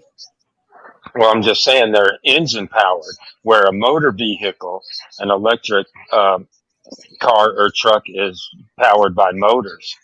But see, They're not it's still powered by a an motor. engine. No matter how you slice it, dice it, chop it, whatever. Well, words matter. Back in the day, before there were cars and trucks, there was cattle drives, right? Yeah. So you drove your cattle to, where was that? The Dakotas from Fort Worth, you know, and sold your cattle, right? So there was cattle drives. They've taken words and rewritten a code for that particular word.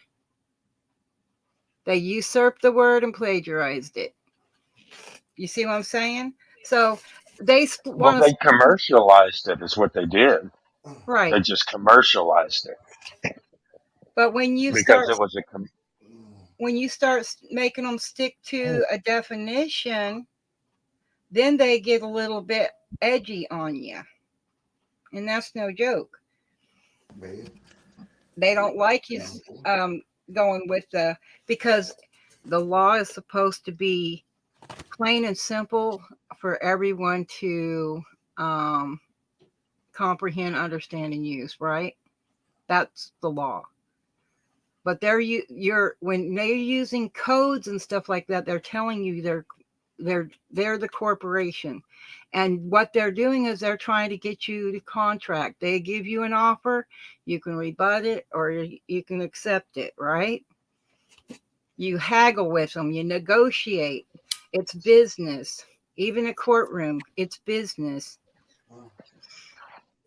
Well, I think a lot of it is coercion in the contract, which in some ways is illegal because they'll either fine you or throw you in jail if you don't. Because, I mean, it's just like the registration. When they want you to register your stuff, you're registering it. The only way that they can have control over your car or your truck is through registering it into the public trust, because that gives them the authority over it because you're registering it into a public trust. That's what they say, but you can rebut that too. Yeah, but that's what it is. It's a presumption. Well, yes, it is. But see, they lied by omission, and people say, oh, that doesn't matter, blah, blah, blah. But it does. They lied by omission. You use that in a courtroom, I'll tell you what, people start blinking and swallowing really hard. I've done it. So, yeah. I mean, well, banks used to do that too. I mean, if you opened a checking account or something, they would offer some kind of overdraft service or something. So if your bank overdrafted or you wrote a check or something and it wouldn't bounce or whatever, but the way that they were doing that and some of it was illegal because they got caught in it too, is that they were like lying by omission. They were like not telling you the ramifications of how they had it set up. They were just telling you a little simple stuff like, yeah, to protect you, you won't get like an overdraft fee or you won't never be overdrawn and you won't get. Here's another thing they never give you. When they want you to license up or settle up next to them, they never give you the contract to read. They just say, hey, sign right here. And they never give you anything in return, right? when I did have a license, they didn't pay the insurance on my car and give me a gas credit card so I could run around and do what I wanted. And they didn't tell me that I could use any mechanic of my choosing and they'd pay for it, did they? So they never gave a shit. They just took our money and said, thank you, waved at us and said, you dumbass, and kept on smiling as you walk out the door. Have a nice day. Yeah, right. They played us for fools. Well, once you learn they played you for fools, then you turn around and play them for fools. You turn the But tape everybody on. gets mad. But people get mad because Let me get they mad. became the fool too. No, but a lot of everybody's became the fool. It's like that. Why do you need the license? See, because the license is No. commercial, but it's because everything's registered into a commercial and or a public trust. So you have to prove you have the capability to take care of this vehicle that you've registered into the public trust. But So you can rescind that. well, I'm not saying you can't. I'm just saying then everybody starts calling everybody sovereign citizens and everybody starts putting names and, Right. and Well, there again, people stuff on using people. a stupid fucking term that's made up that's actually an oxymoron. That's Yep. Right? Okay, so what is a citizen? It's a denizen of the city. That's where the word comes from, right? But the way they actually use the damn thing, that's how they incorporate you. Okay, that's how they incorporate you. Yeah. Okay, so there's no such thing as a sovereign citizen. Okay, No. it's an oxymoron. You are either sovereign or you are a citizen. You can't be both.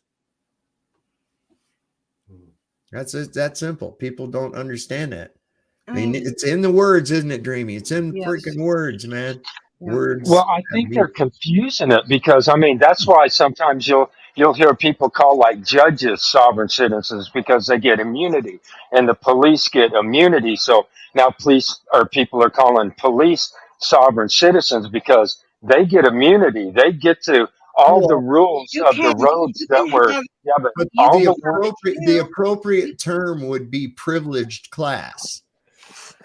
When Okay, you because they still have to operate under somebody's rules, even if they have more leeway than you. That's a privileged class. If they're allowed to do things you can't, that's a privileged class. It's not a sovereign citizen because they can only do that by the sanctioning of those above them, which means that they're at some level controlled, right? And So if they're they not can sovereign. declare- They just have privileges. Right. And if they can declare something, so can you. I've done two things that just blew my mind because I didn't know what was going to happen. You see, I'm just one of these people. I'll just throw something out there at you and see what sticks. And there was two things. I voided when I was forced to sign something, a document, I put void over my name, right over my name. I signed it, but then I wrote void over it. That was one of the times that blew my mind. Because nothing ever came of it. It was like it just disappeared. No, didn't hear nothing from no one. And the other thing is I signed my name and reserved my rights, past, present, and future, known and unknown, with impunity. Immunity with impunity. That's what I wrote down because I remembered that's what Hillary Clinton did. She had immunity with impunity, so I declared it for myself.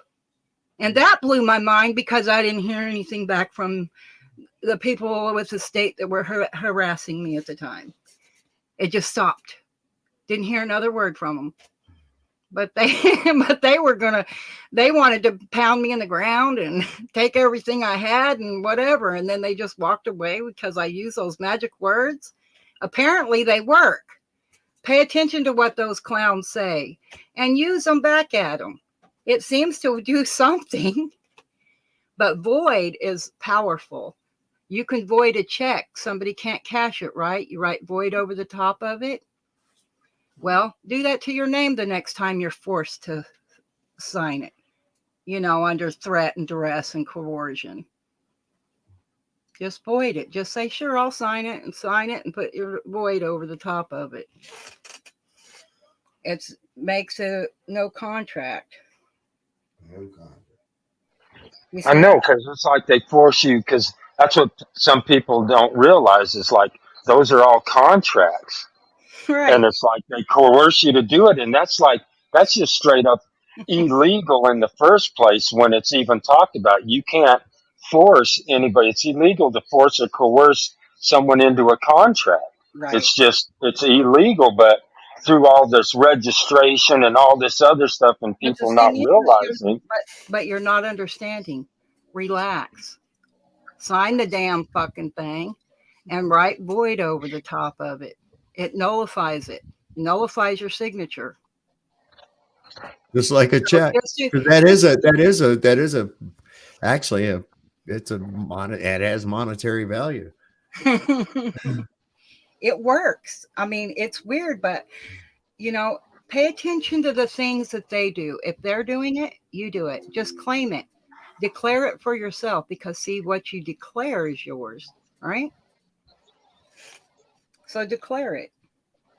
Did you ever watch The Office?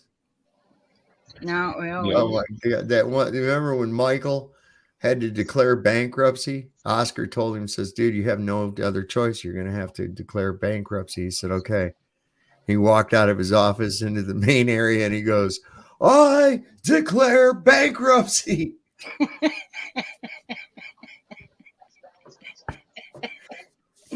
Dude's like, "No, that's not how it's done, man."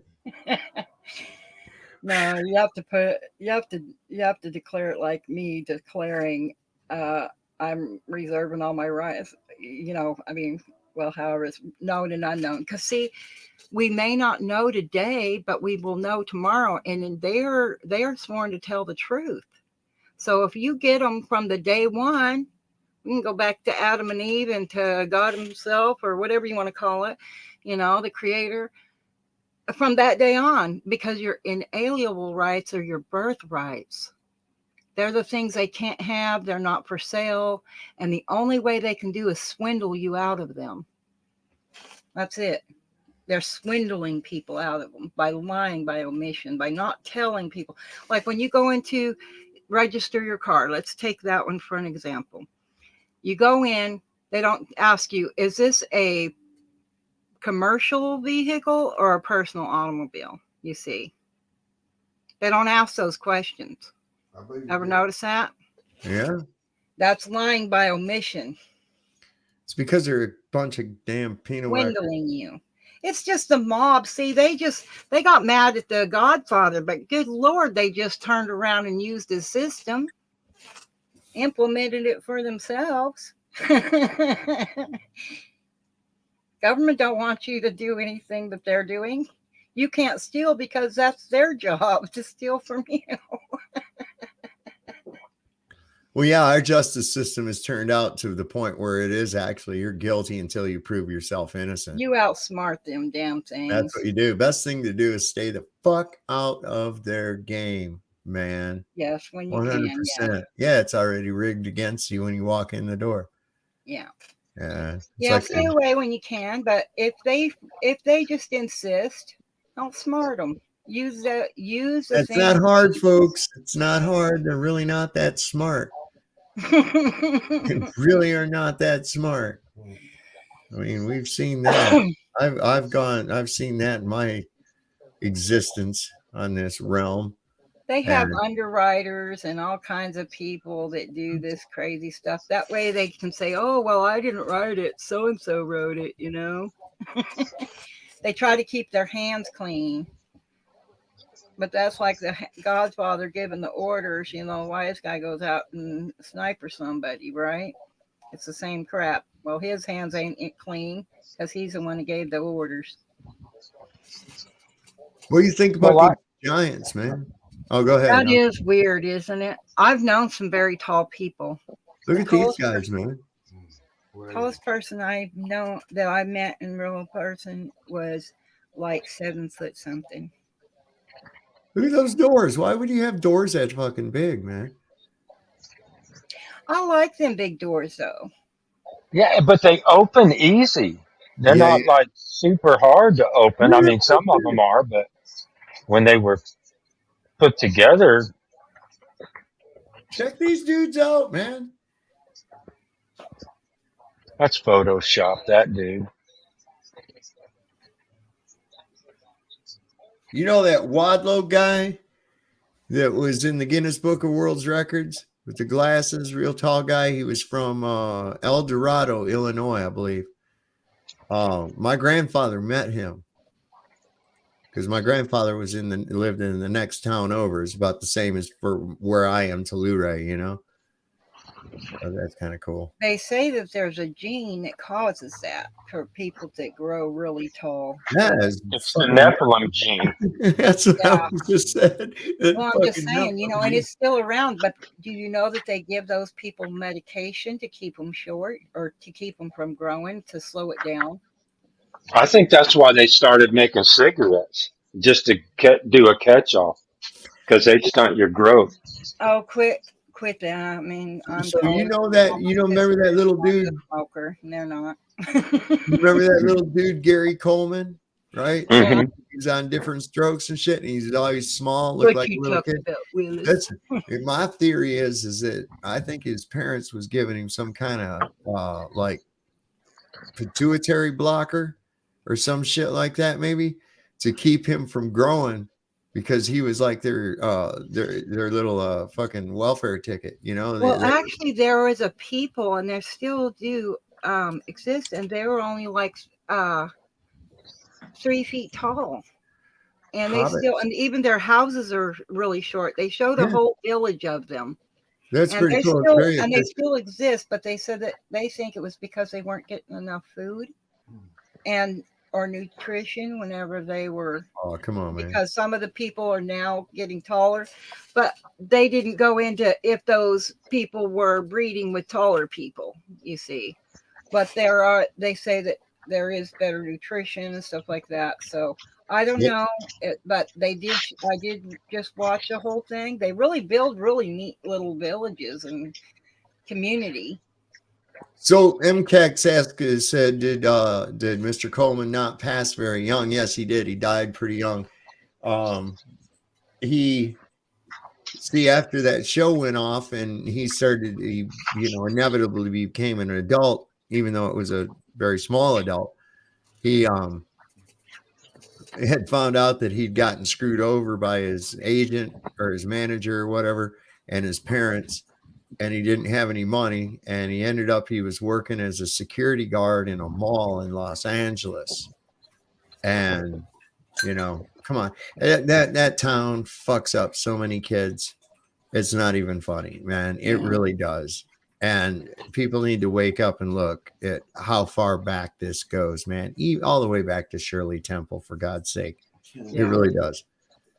But here's some interesting stuff on this. And if my cousin, username redacted, is watching tonight, he may find this rather interesting as well. He probably already knows this.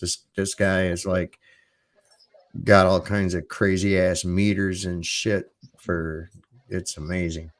But anyway, check this out.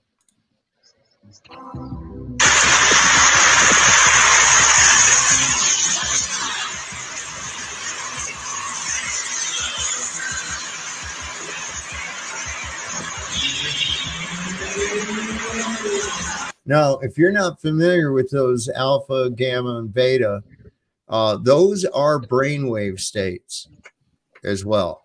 Okay, now how they relate to a transmitter or retrans station like this, you be the judge of that. But I think this is rather interesting. Let's talk about this. Alpha radiation, pause and read. Beta radiation. Let me take it back to that and see what it says. So it says alpha emitting materials can be harmful to humans if the materials are inhaled, swallowed, or absorbed through open wounds. And we just got done looking at some cool shit that NASA has been working on, right? It's not just vacuum toilets and fun up here. We're figuring out ways to kill you. Beta radiation. So it says beta radiation. Hold on. Can penetrate human skin to the innermost layer of the epidermis where new skin cells are produced. If the signal emitting contaminants are allowed to remain on the skin for a prolonged period of time, they may cause skin injury. Okay. Pause and read. Is dead. Hey, I was pretty good at filling in what was supposed to be there. Gamma radiation. Gamma radiation is able to travel many meters in the air and many centimeters in human tissues. It readily penetrates most materials. And I might add, it's exactly what Dr. David Banner was exposed to a heavy dose of that caused him to become the Hulk. So we might start turning it into Incredible Hulks. That would be kind of cool, really. Pause and read. Oh, aren't these also brainwaves? Oh, yeah, the brainwaves. Alpha brainwaves control that. Beta brainwaves control that. And gamma brainwaves control that. As you can see, they're not on. So when they get turned on, what's going to happen? Radiation? Or are brainwaves going to be messed with? What do y'all think? So it brings us to October 4th, too. I don't know. Is that what they're going to do with that big test? I don't know, man. What do y'all think about that? Well, I think they can do a lot of different things. Like, what about all them single car rollover accidents that people were just driving along and didn't know what happened and their cars rolled over, and they're trying to say that, you know, those people were drinking and stuff like that, but they weren't. But they were seriously injured. But they also said that they could do that kind of stuff. Well, so, and then you have the ones where they can, those radio waves. This guy did, he had one, and he had people try to read, and they couldn't read because it wasn't letting them, their brain think the way they needed to read. And there was only one guy that actually did it. They're really trying to keep people from being able to read, too. That's another thing I've come to, because thing I just saw, I'm going to go full Stavely and call bullshit, Benny Boy says. Okay. I'm trying to find that video. I was going to share it with you when you showing that, because it was very interesting. Yeah, can you share it and put it down here? I can bring it up on screen. As soon as I find it, I will share it with you. All right, somebody said something in here. Cage said something. What's that link you sent, Cage? What is that about?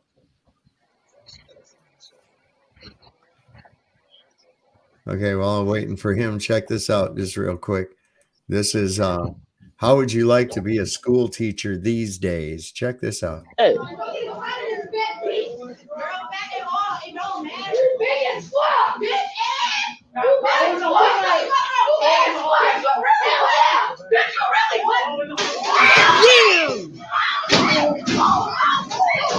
It's like, whoa, did that really happen?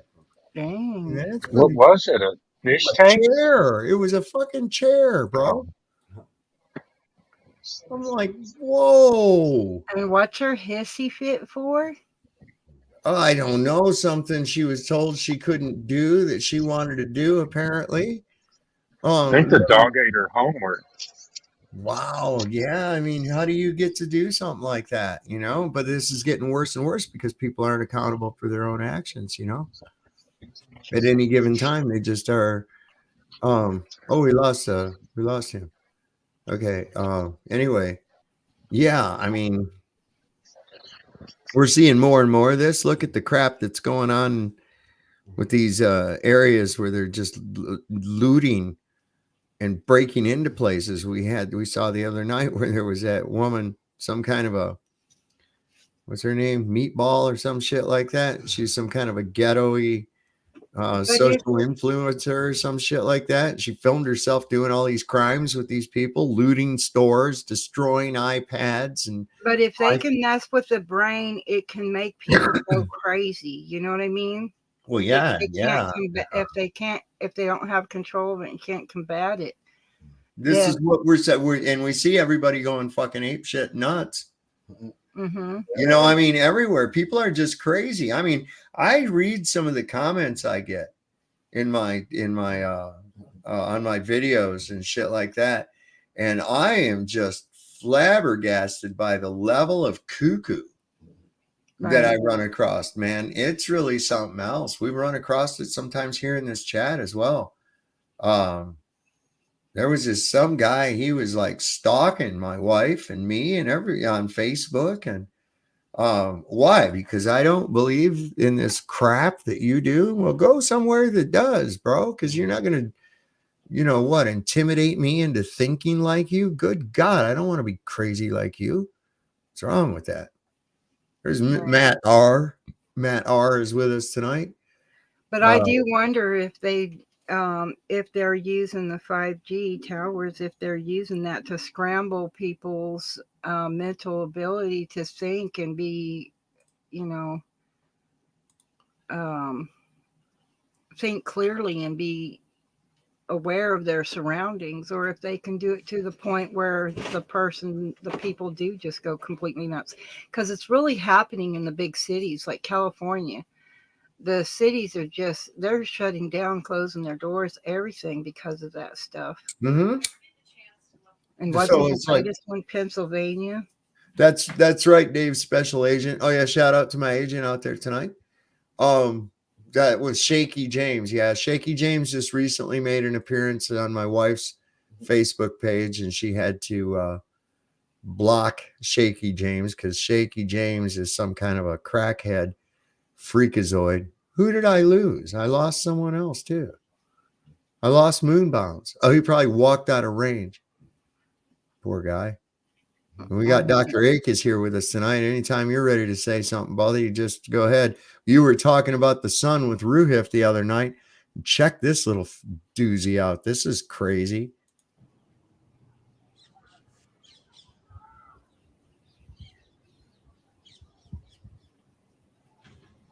Jeez. What do we got going on here, man?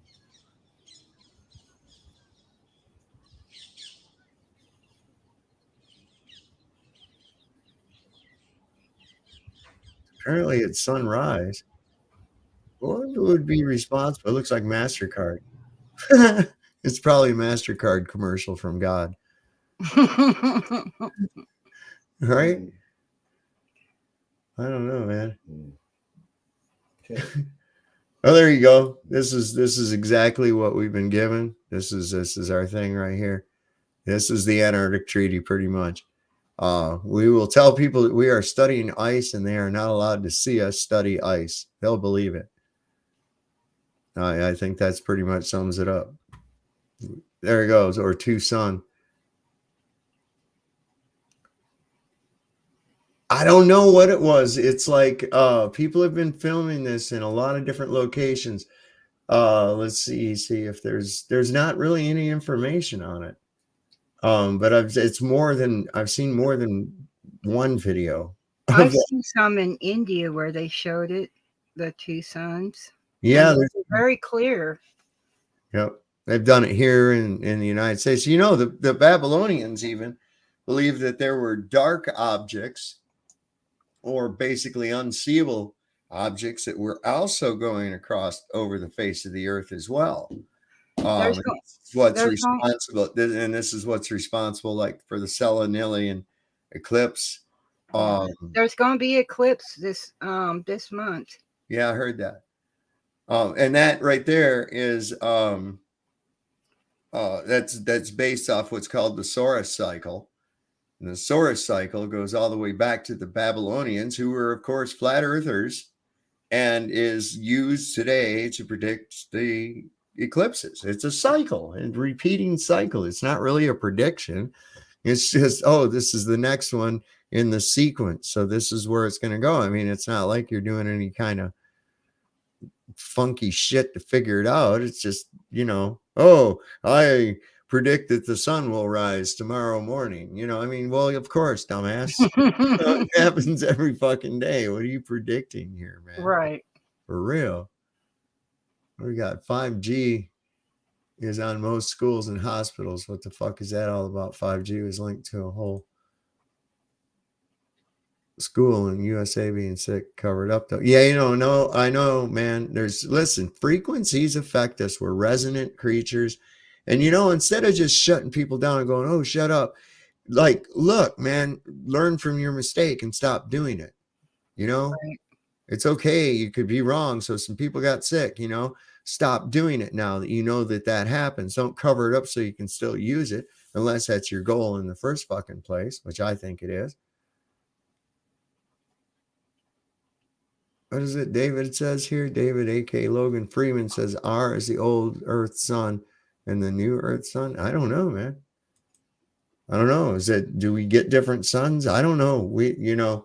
Once we break free from this stupid thing that they told us was actually going on, and we start going from our own observations, measurements, and knowing that there's a complete, utter campaign to shut us down from doing such a thing, this is why we have to, explore all these options, because we already know that what they gave us is an impossible pile of shit. Here's what they did, man. When you go to like a restaurant and they got pictures of the food on the menu, right? And they show you this beautiful piece of cheesecake with this lovely strawberries and shit all on there. That shit ain't real, right? It looks tasty as fuck, but it's like the whipped cream isn't real. Okay, it's made out of like shaving cream. And it's some kind of acrylic that they're using to make the strawberry stuff on it. And the cheesecake is actually made of like some kind of fucking tight styrofoam. It wouldn't be edible at all, but for the sake of the picture, they can make it look really delicious, right? So this is what you gotta understand. Do I still troll chili? No, man, that got kind of like watching All My Balls. Not our ass. I mean, how many times can you watch that clown do the same fucking thing over and over? He's a one-trick pony. Get a new shtick, bro. I got tired of fucking with him. It's like, good God, he thrives off being a retard, so let him do it. I don't care. I was able to capture a portion of the people that like that kind of thing, and as I segued into the channel that we are today, which was always my intent to begin with. But in any case, he was fun for a little while, but it got boring. He's not fun anymore. Yeah, once I'm good at something or learn something, and I'm ready to move on. I can't stand being held back. That's how I felt in school. He is a tragic train wreck, man. He really is.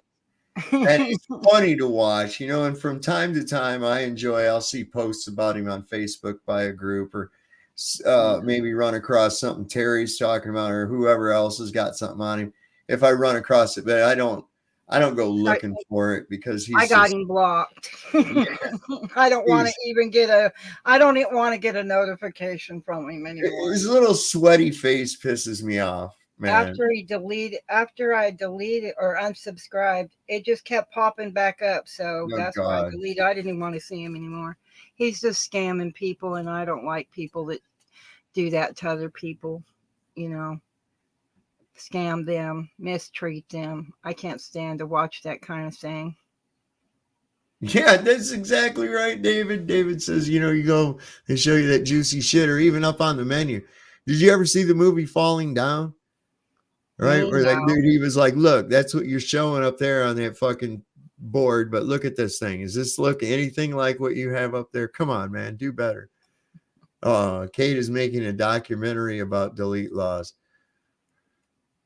Yeah, let them all do their little thing. Oh my God, they all have their, and it ended up, I guess, and I'm kind of so glad that I didn't stick around with that nonsense, because even within that crowd of people that were fucking with chili, they ended up with a bunch of drama and infighting there, to where now there's little factions within that group, right? And I'm like, holy fucking God, man. I think it's more or less people like to have shit. They like to, I think it's, I don't know, man. They're looking for a way to vent their anger and they don't know where to place it because they feel helpless with everything that's going on. Distraction. I would rather learn with other people that want to learn something that, like we're doing. We're discussing something.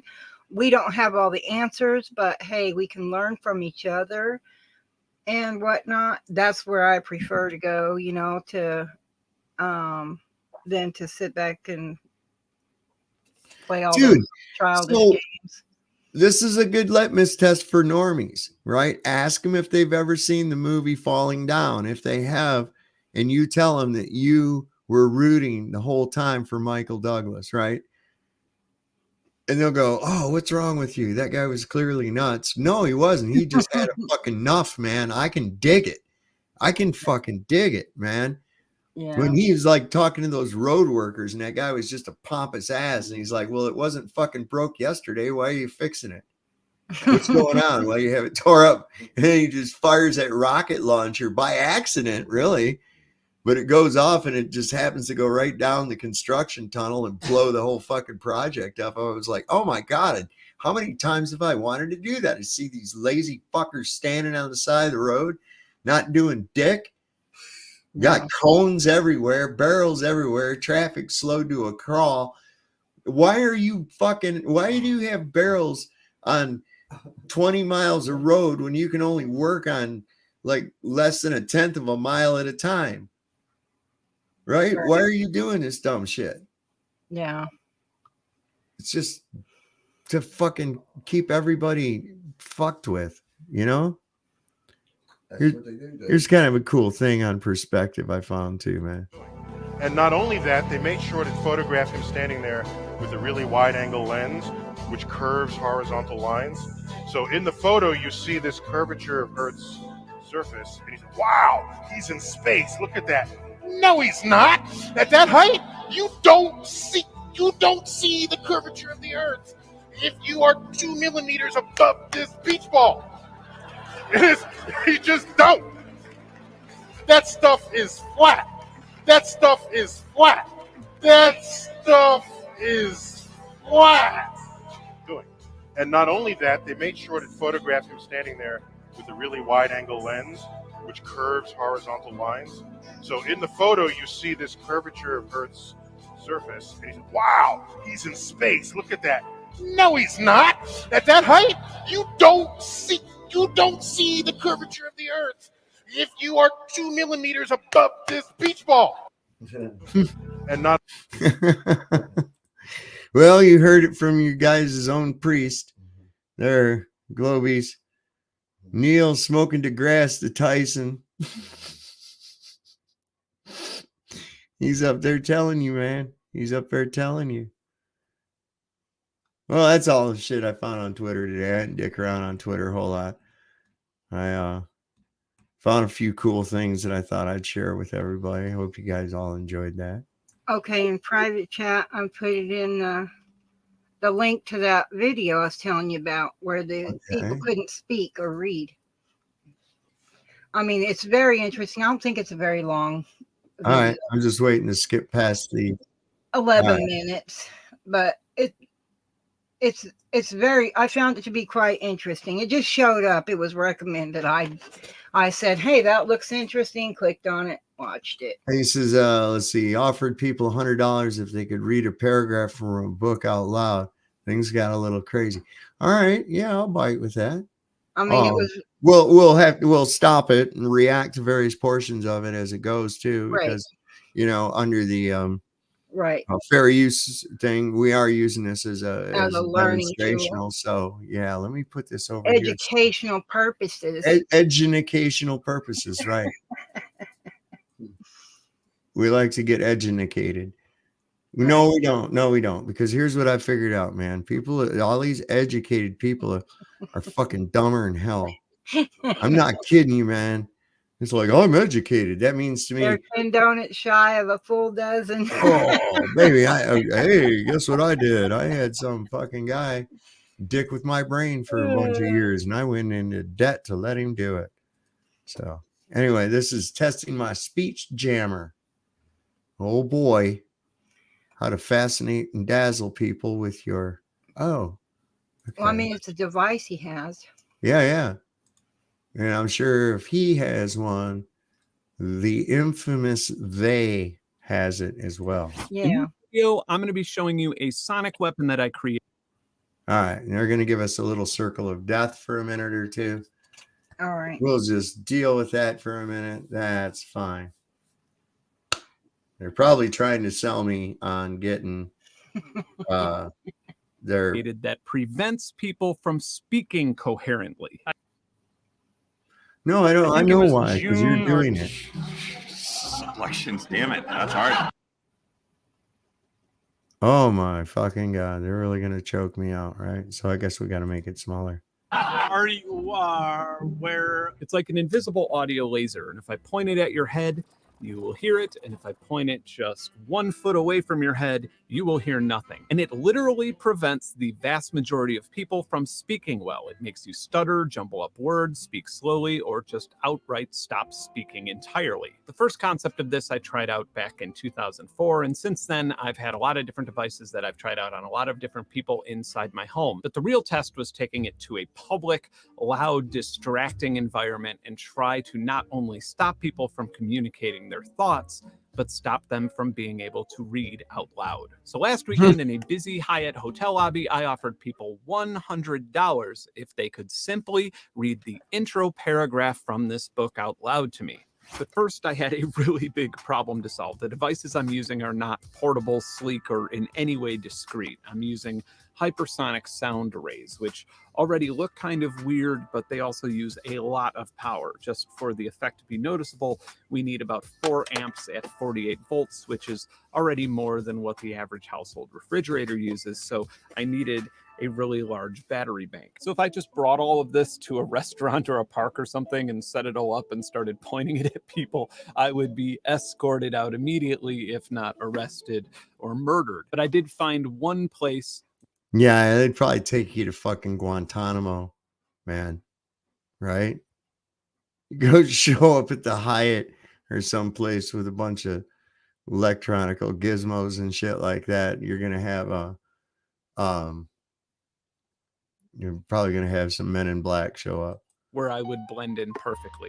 The hotel lobby of NobCon in Arlington Heights, Illinois. NobCon is a yearly event that seems to cater to the farthest and darkest corner of music production, from DIY modular synthesizers to experimental sound making devices. It's like NAMM crossed with a 2-day electronics course crossed with Comic-Con. So on a Saturday night at NobCon, the public hotel lobby and bar area is already completely filled with insane looking sound making devices, so I fit right in. Okay, so how does this technologically work? If you don't care about this incredibly mind-blowing phenomenon, suit yourself and go ahead and skip ahead to the next chapter. Otherwise, first, hypersonic sound, which is what a lot of people and patents call it. I like to call it a sound laser. If I point a sound laser over here, you likely won't hear anything. If a surface is very reflective over there, you may actually hear some of that sound reflecting off of that surface as if it were a speaker over there. Now, if I played an airplane sound through my sound laser and moved it like this, it would bounce off the ceiling, and it would literally sound like an airplane was flying overhead across the room. If I point it directly at you, you will hear sound from what seems like the inside of your head. Why? So there's this acoustic phenomenon called Tartini tones, where 2 high-pitched frequencies can make the psychoacoustic effect of a single lower tone, which you will think that you're hearing. Adam Neely made an excellent video on this years ago with some demonstrations. There's a link in the description. An easy way to visualize how this works would be taking a high-pitched sound wave and then putting another high-pitched sound wave of a slightly different frequency over it, and when combined, a newer, lower-pitched sound can be formed. Tartini tones are typically or classically demonstrated with high-pitched instruments, but here we're going to be going way out of the range of human hearing, from about 40,000 hertz all the way to 150,000 hertz, and a large honeycomb array of small speakers will. Does this guy work for NASA? I mean, we just was looking at some documents that you know, was talking about using this very kind of shit that he's showing right here. Well, I have no idea. I just know he was doing some testing and research. Like I said, it just showed up in my recommended. It looked interesting, and so I paid attention. That's all. I mean, what motivates somebody to do this? I don't know. Well, because the technology's out there, so he's testing it. I mean, I watched that other guy. He does all kind of testing with batteries and solar and maybe he developed it. Different stuff. He said that's what he did. He said he created this thing. Oh, goody. Thank that you. has sonic sound. So, I mean, I don't know. I mean, I don't know him from a hill of beans, but I just found what it said interesting, that he could keep people from being able to just read a paragraph, you know. So, and you know, they do have what do they call those machines that the military uses so that they can disperse a crowd? They use that sound. Yeah. LRAD. So that's kind of sort of what I thought maybe he was getting at on this. Well, here, Matt R's in here. He says car audio is his hobby. And I'm sure you've seen some of the video people have put where you go slow-mo and you can see the glass in some of these cars with a heavy-duty sound system in it actually morph like liquid. They like move. It's crazy as shit. Well, glass is a liquid. If you want to moving forward, you can get to where he has somebody try to read for him. But this part was interesting to me too. So, like I say, I have a curious mind. I like to check out everything. I'm kind of sort of right. I'm going to put a link to this in the chat. I can do that. I'm also going to put it I'm going to put it in the description. I put it in the chat since I already had it. So let's see right here, and let's see. But there was one guy at the end. He did it, and they say it's that's not common. But the guy had control of his mind, as what I think. He had more control. Well, that's not fair. The government done softened it up for him already. So back to the Hyatt hotel lobby at NobCon. There are no actors here. Most of the people participating in this had absolutely no idea what was going on, and I suppose a few of them still don't. But the challenge is easy enough. The first person who can read a relatively simple paragraph from this book gets $100 cash. It's time. Let's do it. What if there was an automated software that could make passive income for you? You've probably heard about chat. If you could read the paragraph up to terminology without making a mistake, you will get $100. Instead of focusing on creative music making tips, do I stop now? Yeah, you're done. Sorry, man. Conversations with the original designers of these synths and engineers and product managers who worked with them when they were in production. Original source material. Sorry, I got to call it. Thank you. Of course. It's so disorienting because I can't tell if I'm saying the thing. Yeah. So instead of focusing on creative music making tips, as we do in most of our other titles, this book is dedicated to this.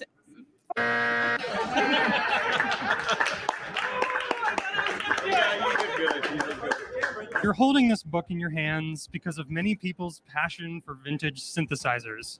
With this book, I wanted to... All you have to do is push this select button to send my voice to you. I wanted to honor and celebrate the creations of synth makers to show vintage synthesizers. I was like, no, I'm doing it right away. Let's try some faces that are hopefully familiar to you. If they're not, you should definitely subscribe to their channels, but they happen to be really good at reading scripts and speaking to camera. A simple online search will uncover many collections. Damn it, that's hard. I had it for a minute there. Next! A simple online search will uncover many collections of blurry pictures surrounded by information that isn't always well researched. Here, we're trying to do the opposite. Some readers will know many of the synths presented here. Others will. I hate this so much. I could do it, but I don't like it. Okay, I that's don't like fine. it. All right, we got it. All right. I give up. Thank you. But there was one person who, to everyone's amazement, breezed through the speech jammer, Keegan. And Keegan had one distinct attribute that set him apart from every single person who took the test. He wasn't a musician. Articles in print magazines with established and trustworthy credentials. Online sources are not quoted directly without independent corroboration from other sources. Regarding the images, we've chosen to show the synthesizers from angles that balance aesthetics and functionality. For historical documentation purposes, we identify them with their unique serial numbers whenever possible.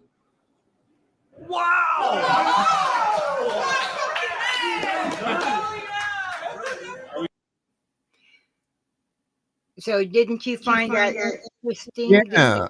I'm wondering what is it about that guy, Well, right?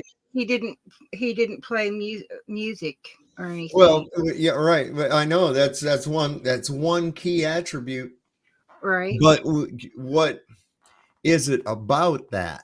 I think he has control of his mind. He's in control of it where he can kind of. Now, the best way to do that would be to test that you have more subjects that are not musicians. Right. To see if that is a factor, because then you can rule it out. Otherwise, that would be like using globe logic. Right. And Yes, well, this can only mean no. But now, do you see what I'm saying? If they can use those things, to disperse crowds, and if they can use that sonic sound to disrupt the brain, now you see they could. What if they've turned them on in these big cities, where all these people are going completely nuts and crazy? Well, yeah. Then it's not their fault. You can't blame them for something that's being done to them because it's not them doing it. You remember back during the nonsense? Yes. That they had put up some of these weird towers. Yes. And I'm talking about in New York. Remember, there was these weird, like, monolith looking things that were some kind of repeaters or tower or some kind of scanner or some shit. They put them on the bridge and somewhere else, if I'm not mistaken. It's been a few years now. Well, the thing is they rolled out 5G at that time across the entire country.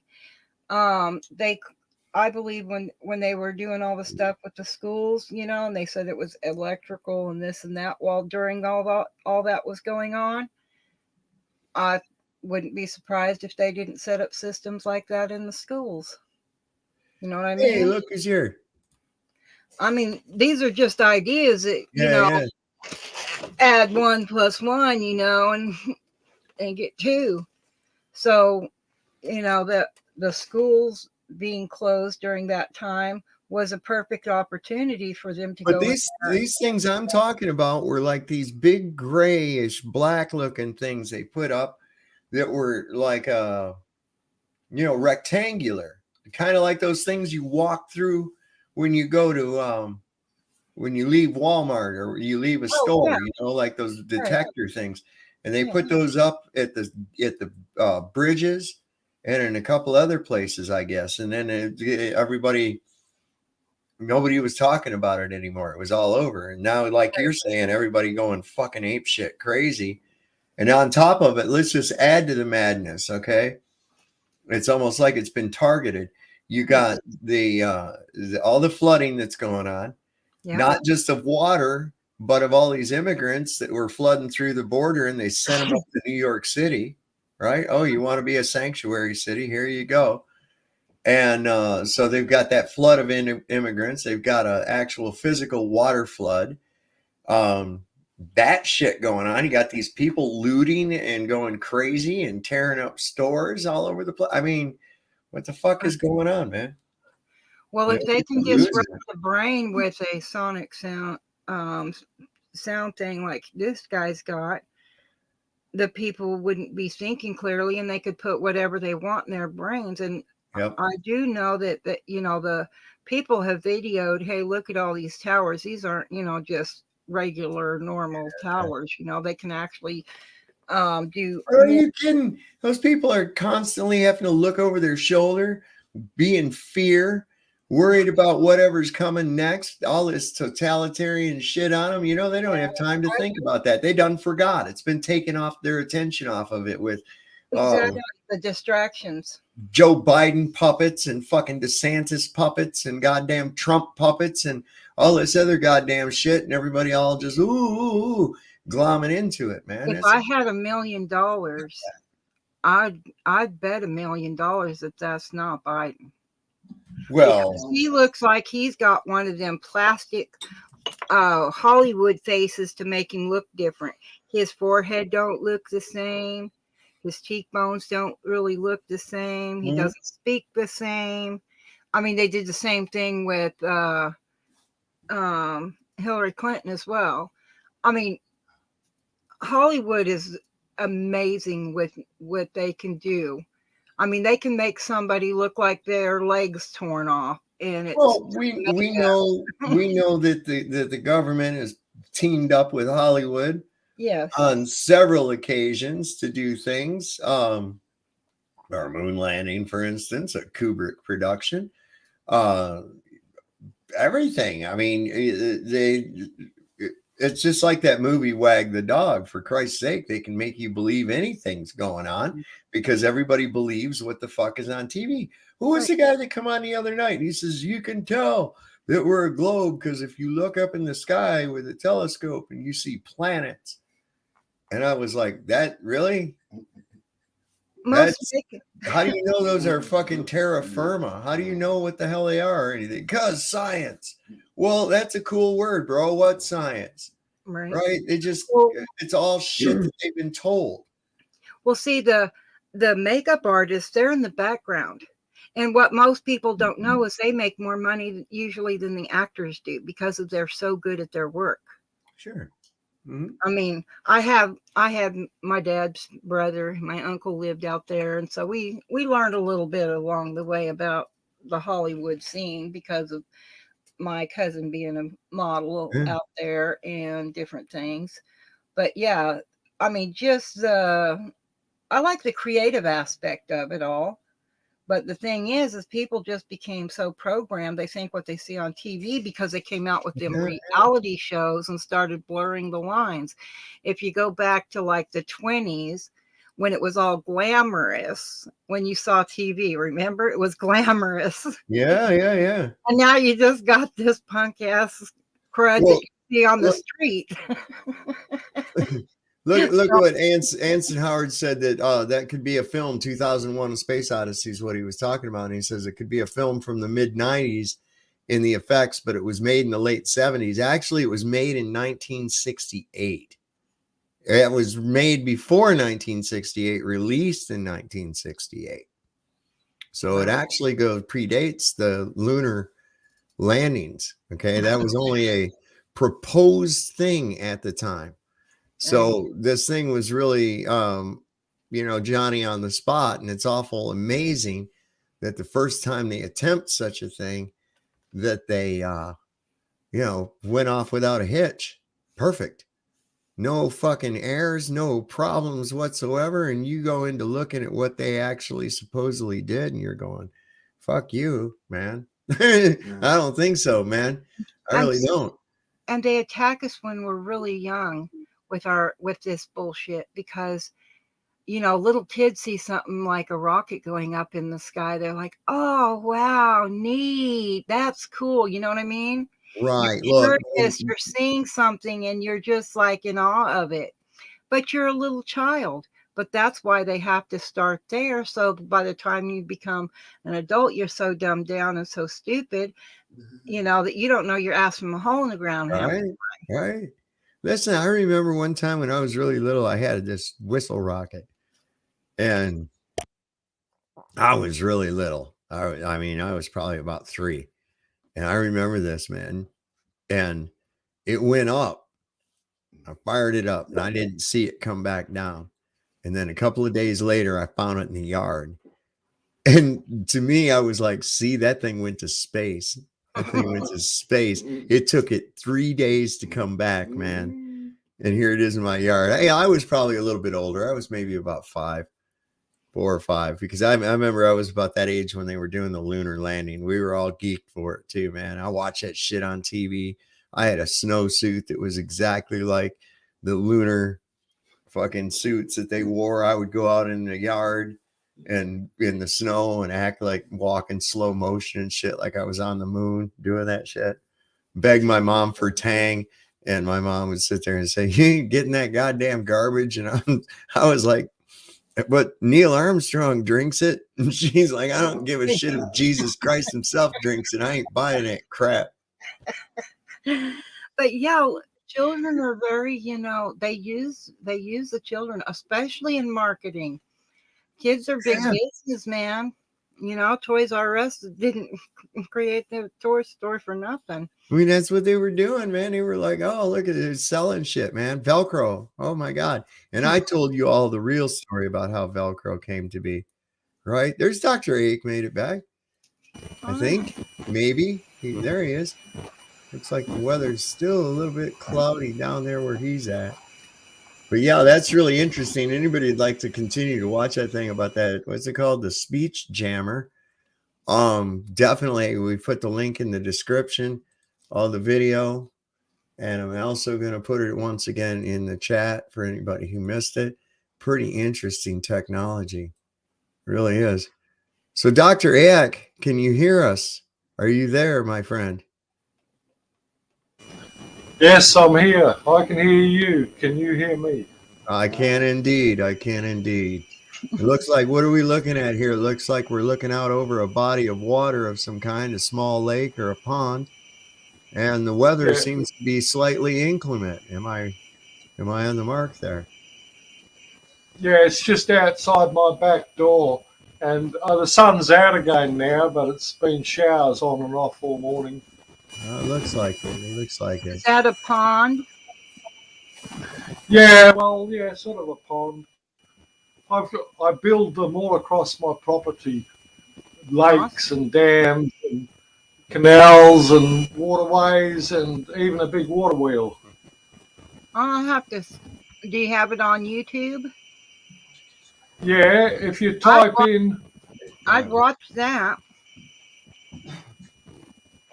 Tony Drake. Dr. Ake, do you have a channel? Tony Drake. Okay, Tony Drake. Nornalap.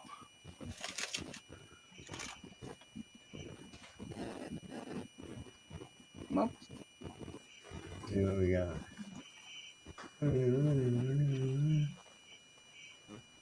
I don't see a channel.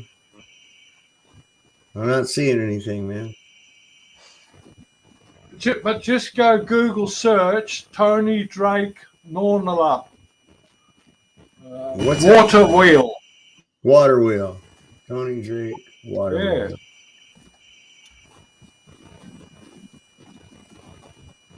There it is. Let's see that. Let's take a look.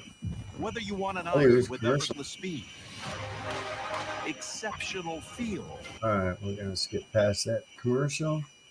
And I'm going to stop. Oh, that is on there, isn't it? Okay, cool. So all I have to do is this. So this is Dr. Ake's water wheel. I'm going to make it big. Yeah, that's what I just finished building the wheel. That's me. Yeah, where are you gonna go? Can you put that in chat? Yeah. Charles, for our YouTube. Okay.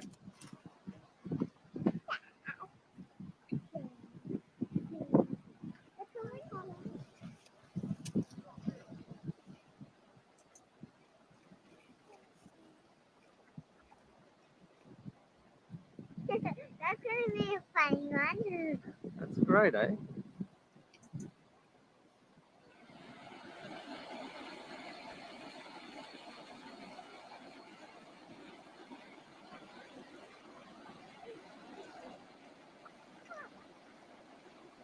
Do you have that charging anything?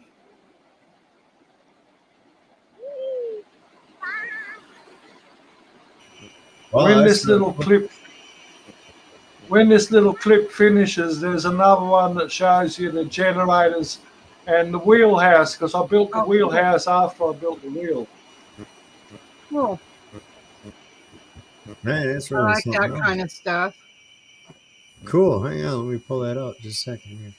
Let me take that back down, go back. Yeah, there's a few more little videos with the hut in it and the generators. Oh yeah, there's just yeah, Western Australian water power. What's that one? That one's 26 seconds. He's got. I'm gonna put a link to your channel too. I put a link to the water wheel video in the description and in the chat. I'm gonna put Tony's channel down here too, so that y'all can go over there, like, share, subscribe to him. So it looks like you did this thing like 10 years ago. You started it, and it looks like you've been. Yeah, I'm gonna subscribe. There you go. You just got a subscriber. You only got 12 subscribers. You need to put out some video content, brother. Yeah, we better get you some. Yeah, we need to get this encouragement. Some encouragement. Hey, I'm going over to Tony's. Hang on, I'm going over to Tony's channel. There we go. Hang on a second. I'm gonna put that. That's the one you want right here. Paste. There you go. That's the one. You know, I don't do anything on the computer during the day normally because I've got too much work to do. I want to build 3 or 4 more water wheels. I've got 100 acres and I've got lakes, but I've got no one to help me. So can you turn that into an advert and say I'm looking for like-minded people? Yeah, I reckon I could. What I'll do is I'll make a community post later after I get off of here, or tomorrow after I get up. I'll definitely make a note of that, and I'll do that and see if we can't get Tony some help. I'd give you a hand, but I'm a little bit far away from you. So hopefully, hey, maybe Ruhif will come over and help you. He's a little closer. Hey, are you trying to? You're trying to cause trouble. I think he's trying to cause trouble. Hey, I'm the one who causes trouble. I've had the Shire Rangers here last week and the police because I don't bend to their authority and I let people stay here and I don't charge them anything. But the establishment doesn't like what I'm doing. Oh, well. Yeah, they're a little bit more restrictive down under than we are here. Well, I don't know. It's starting to get about pretty much tit for tat now. Well, I do like some things they do in Australia, or at least in some places, because like they have the cities can have like a volunteer thing where they help elderly and disabled and stuff in their community instead of they'll give them a notice that they haven't mowed their grass when they're disabled and can't mow it, and don't have the money to pay it. Instead, they just send somebody to the house that does the mowing for them and things like that. So in some ways, I think they do a little better in that area, but they do. So. They do other upside down stuff too. How are you keeping all those water in the pond being upside down there? I'm just teasing you. It is kind of crazy that there's people believe that, though. They really do. I know they do. I did it one time, but I always thought it was kind of screwy. But I thought, well, what do I know? I'm not Einstein. Thank God. I thank God I was never Einstein. That guy, what a fucking fruitcake, man. I don't know how to even. I don't know. He was a genius because he outsmarted all them so-called smart people. Well, he didn't. The people behind him did.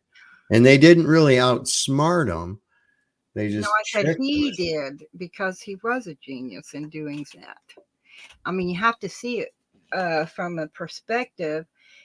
If somebody's fooling you and you outsmart them, they're still going to think they're more intelligent than you are. And they're going to write that in the history books, even though that's not true. You see what I'm saying?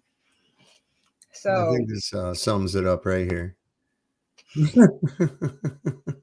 pay attention. They also said he was crazy. He was a genius. So because geniuses are on the borderline of being crazy. Yeah, I think he was legitimately inbred and crazy. I think all he did was he was some cuckoo that I don't think he did any of that shit. They just gave him a PR campaign and a script. That's possible too. I mean it's most likely. I mean, this guy, you never see him speaking either. Anytime you see any film of him actually speaking, he's reading something. Never once. He took his Nobel Prize money. He paid off his first wife and then married his cousin, who already had 2 daughters of her own. And then he referred to them as his little harem. So I don't know. And that's the story they tell us, right? Well, that's the story we've uncovered. That's not the story that you get. Once you really look into it, you find out that is the case. Gotcha. Yeah, I never really got into Einstein myself, but he just popped out of Germany in World War II. Yeah, he just popped out of Germany in World War II, just automatically. Boom, here he is. Here's maybe that's why I'm a slow learner. I just ignore the gossip for the most part. Well, I like to look into these people. I'm like, where do they come from? Where do these people come from? And you start doing that with people like Bill Gates, Donald Trump, any of them. Yeah. Ghislaine Maxwell, any of these players that are out there today, take a look at who their parents are. Their parents were players too. It's like an endless supply of these elites. Hey, Push Buttons 62 is here. Good to see you, my friend. Good to see you, Push Button. Yeah, and it ends up in the USA somehow working on nuclear bombs. Yeah, that's exactly right, man. Listen, they've been fucking with us forever and snowing us the whole time. I just showed you a bunch of NASA shit. I put the link in there. That's very telling, as to what that money, what is it, $62 billion a day or $62 million a day they get, right? And you think it's all going, so that they can go up in space and grow weed upside down, or I mean tomatoes upside down. And it's not, man. You see the shit they're doing, nanobots and fucking particulates and ways to poison you and make you sterile and control your mind. And man, I mean, what is it with them? They're people that want to do that are in they could already be underground, Sob, and those are just clones of them. Well, here's the thing, though, man. Robot clones. What the fuck are they so afraid of, man? Well, I'm just saying the way that it's coming across to me, and I mean, it's just in all over the place, but it's coming across to me like, because we know that some of these people don't look, talk, or act like they did way back. And Biden's been on the scene for a very long time. Yeah. And whatnot. And he acts like a robot. He does not talk and sound like him. He doesn't speak like him. Which one? Yeah, which one? Which one's being charged at the moment, right? Battery up its butt. I mean, come on. I mean, I just see it that way. I mean, every time we turn around, I mean, when we hear something that's real and we are really real with ourselves, like, the stuff we talk about here, the reason your channel grows from it is because people are hungry for, real reality, not the fake reality. the artificial entertainment reality. But it wouldn't surprise me if they don't have programmed AI robots that look like themselves up here walking around while they're sitting down there in them what were those their luxury under the mountain, Well, under the ground either facilities. way, either way, whether it's them or an incarnation of them, either way, they're not people. They're not Right. us. Well, look at that video you showed earlier where the lady's sitting there and she's supposed to be the vice president, right? I mean, Yeah. and there's nobody there to save her. Well, that's what I'm saying. What was really going on there? That was a staged thing that A happened. stage Had to thing, be. it could have been a robot. Had to be a staged thing. I mean, that's just how it is. You That can't. robot probably could Could you take imagine that. somebody trying to roll up on Mike Pence like that when he was vice president? Well, they would have put him right on the ground before he even got close. Did you see the man that stood behind him that looked like he had an artificial hand? Yeah, I mean, and he's supposed to be a, what do they call those police? The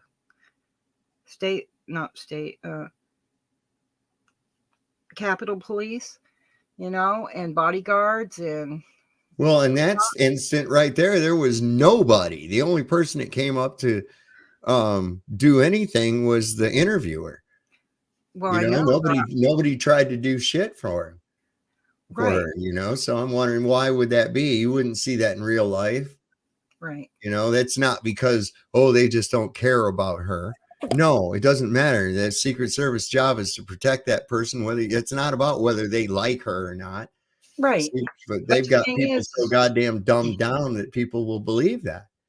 But the thing is they can build they could build one of those things to look exactly like a person. You don't know that their hands ain't loaded weapons, you know.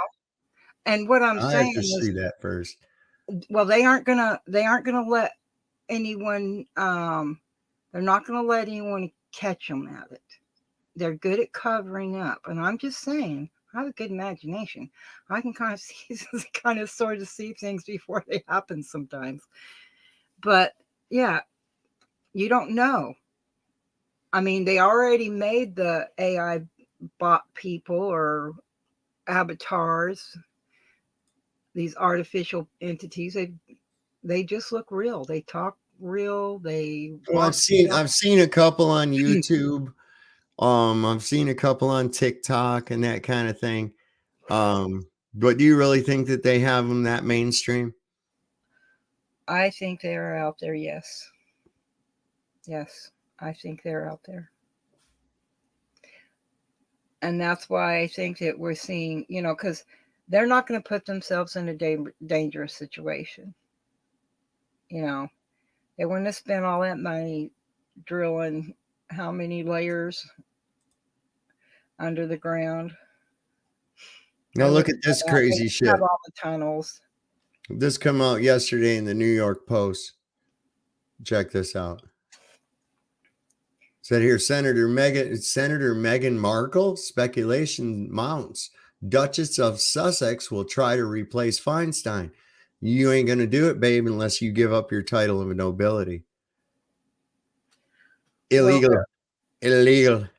Can't do it. The thing is most of them are lawyers, and an esquire is just a lower, is right below a knight. Right, but they're not. That's the whole thing. They go, we don't right. You can't go Duchess of Sussex.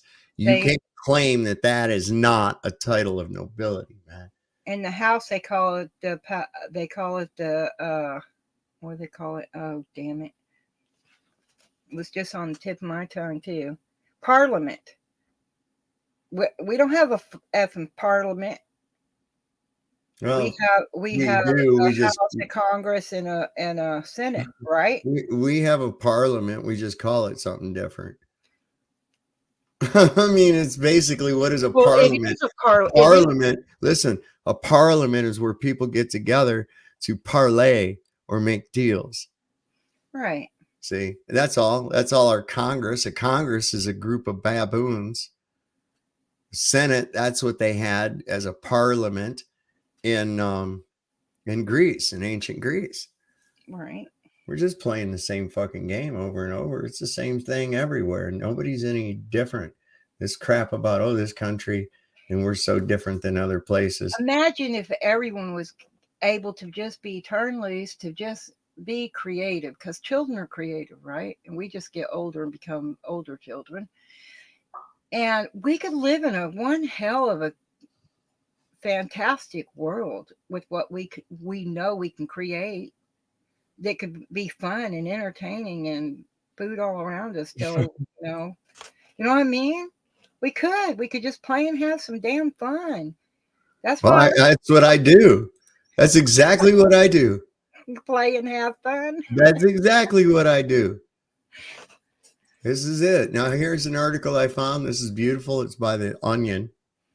NASA completes a 52-year mission to find and kill God.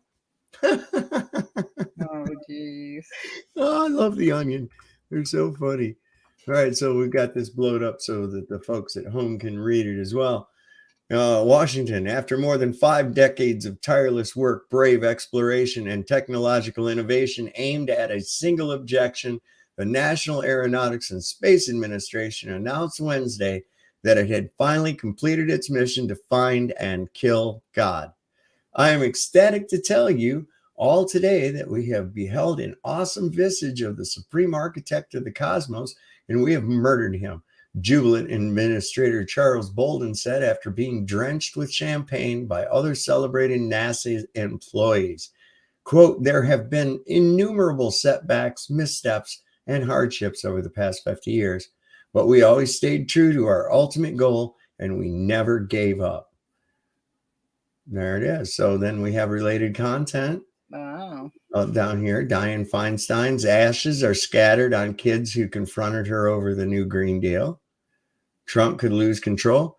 We finally got the son of a bitch, Bolden continued. He's dead. God is dead. According to officials, God was killed this morning on the moon by a highly trained team of 7 astronauts. He was reportedly lured into a trap after coming into contact with the Voyager 2 probe, which was transmitting a false message that NASA wanted to broker a truce with God on neutral ground. One of our lunar rovers, quote, one of our lunar rovers captured an image of God that approximately 2,100 hours last night, and we immediately launched a vessel manned by our best assassins, said Richard Egan, Mission Control Chief at the Johnson Space Center in Houston. After exiting the lunar lander, the astronauts approached God under the false pretense of peace, but he must have sensed something was amiss and fled. Our men gave chase in moon buggy, finally overtaking him in a crater where he was subdued after several minutes of violent hand-to-hand combat. Egan told reporters that it took as many as 5 highly trained astronauts to fully restrain the Supreme Being. He also confirmed that 3 of the astronauts sent to kill God were badly injured, but were expected to recover. He was damn fast and strong as anyone I've ever engaged, said Captain Trevor Sullivan, the astronaut who, after his weary team dragged a bloodied and beaten God back to the lunar module, executed him with a single gunshot to the head. He fought like a wild animal, and the fact that he's omnipotent really worked against us. But we know a few tricks ourselves, and after all was said and done, we took him down for good. They expect people to believe this garbage? This is from The Onion, Dreamy. Oh, okay. Gotcha. Right, yeah. I mean, that's sort of what they think they're doing, isn't it? Yeah, exactly, That man. they're playing God, but I mean, of course, that's I have a different term, but anyways, the creator. Right. They ain't taking that one now. No, I don't believe so. I mean, I can't wait. So, I mean, I don't mean this in a bad way, but I can't wait for some of them to die so they actually know what they're going to. I mean, it's not what they think at all. Well, they don't think what they tell you, right? I mean, Christ, look at Werner von Braun's tombstone. Oh, I think some of them believe some of the shit they say. I mean, Werner von Braun, this is like the father of NASA, has Psalms 19:1 on his tombstone. The heavens declare his glory, and the firmament showeth his handiwork. Yeah. Kind of weird for a guy who is building shit to go to space, you know? Exactly. It says here, NASA was founded in 1958 by President Dwight D. Eisenhower for the express purpose of locating and assassinating God. By 1969, it had completed a successful lunar landing, bringing mankind that much closer to neutralizing the Almighty. It was in that year that the U.S. astronaut Neil Armstrong became the first to step on the moon and uttered the legendary phrase, "Where are you, God, you fucking faggot? Come and get me."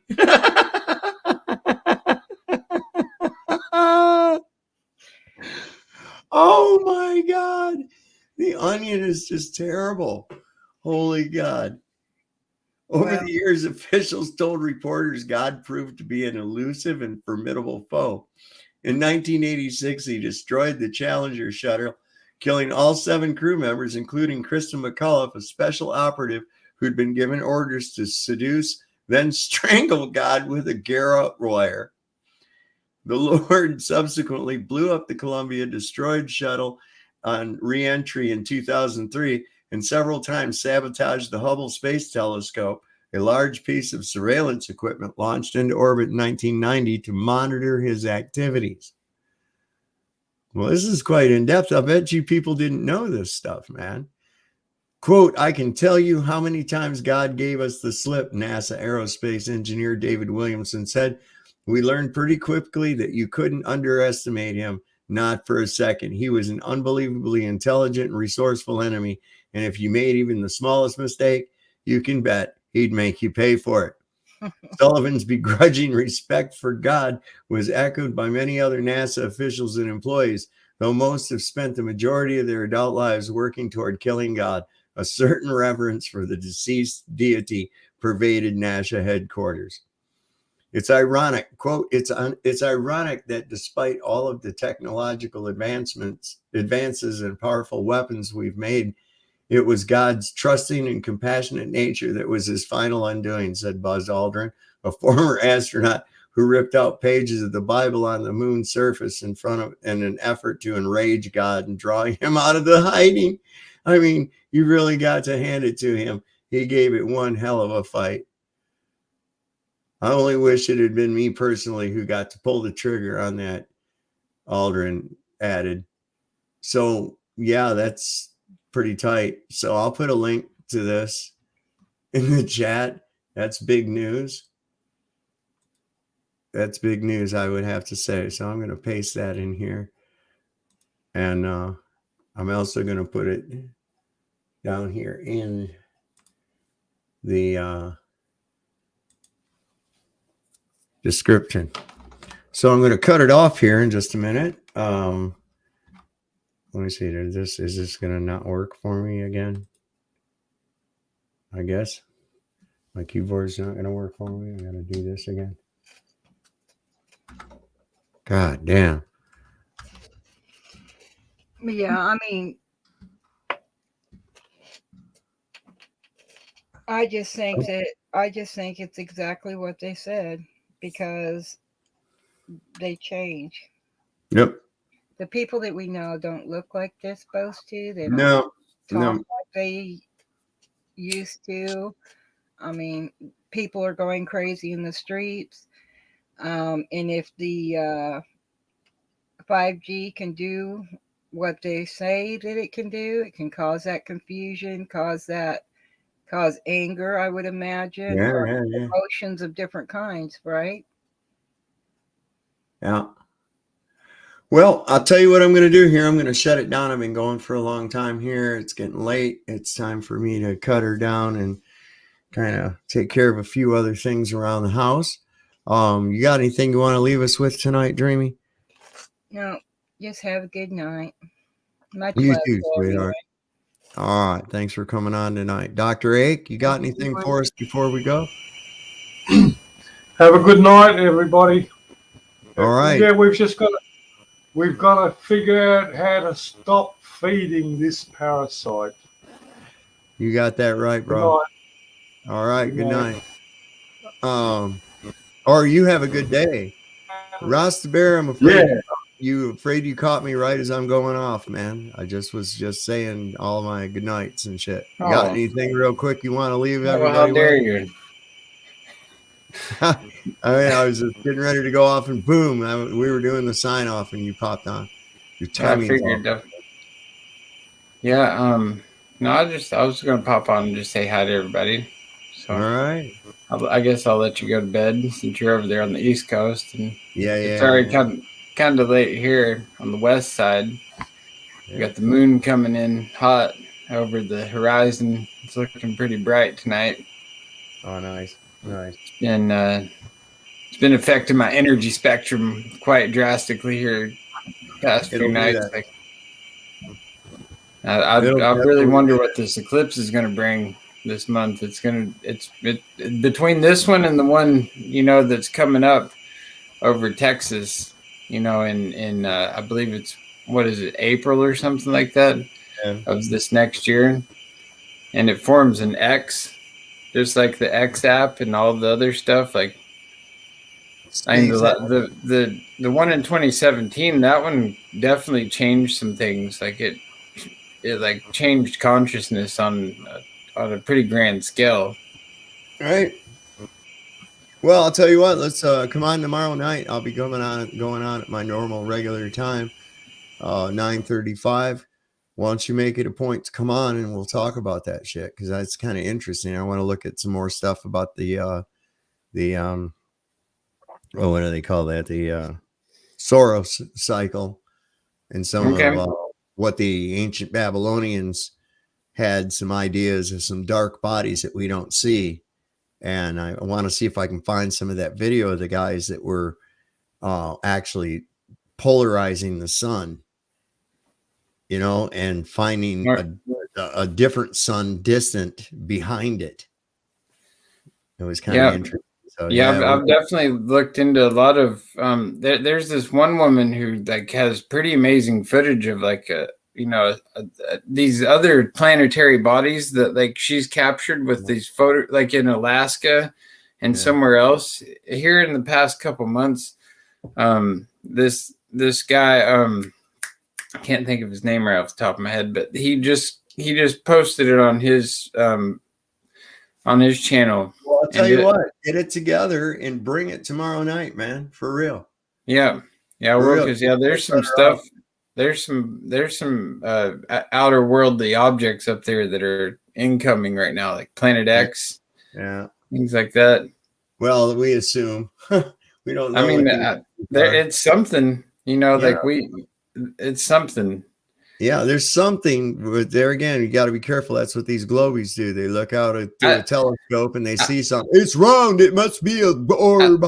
I did want to add, I just took my daughters tonight to see the movie The Paw Patrol, the new one in the theaters, and it's a wild movie. It's like it's like the second installment of their theatrical of the Paw Patrol, and it's about a meteor that comes into Adventure Bay, which is their town. It's kind of reminds me of Seattle, and like this meteor comes the first meteor comes.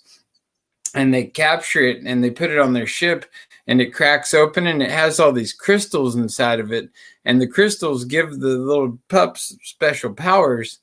And then later on, there's like the grand finale is like this giant meteor that's coming towards Earth. And like one of the pups named Sky has to stop it from hitting Earth. But it's pretty wild. They're putting that stuff in children's movies though. Sure, they're reinforcing that fear of big rocks coming from the sky. They tell the kids all about the dinosaurs getting wiped out by a big rock coming from the sky and other such nonsense. Well, I mean, it's something that can definitely transpire, I believe. It's something that like a big rock coming from space. How in the hell would that? No, it's not what from our version of space, but something that maybe can come through the firmament and enter into our realm and crash down here. Yeah, I believe that is a possibility because we do have stuff crash down to Earth. Like, I mean, I'm a big person who when- studied rocks and crystals. When has there ever been anything come from the sky and crash down into the earth that wasn't? Well, you look at moldavite or like meteorites that like they're you not. know. They're just fucking rocks, man. But you've seen what are these fireballs in the sky then? I don't know. They never hit the ground. Sometimes they do. No, they don't. Yeah, sometimes they do, and they cause a they sonic don't. boom as well. No, look at the people make shit up. Did you see the guy that found a rock in the bottom of that hole that people dug on a beach? He was even on the news that he had found where a meteor had hit, and he was an amateur astronomer, and he was on the local news and everything. And it was just this hole that these guys had dug and put a fucking rock down in the bottom.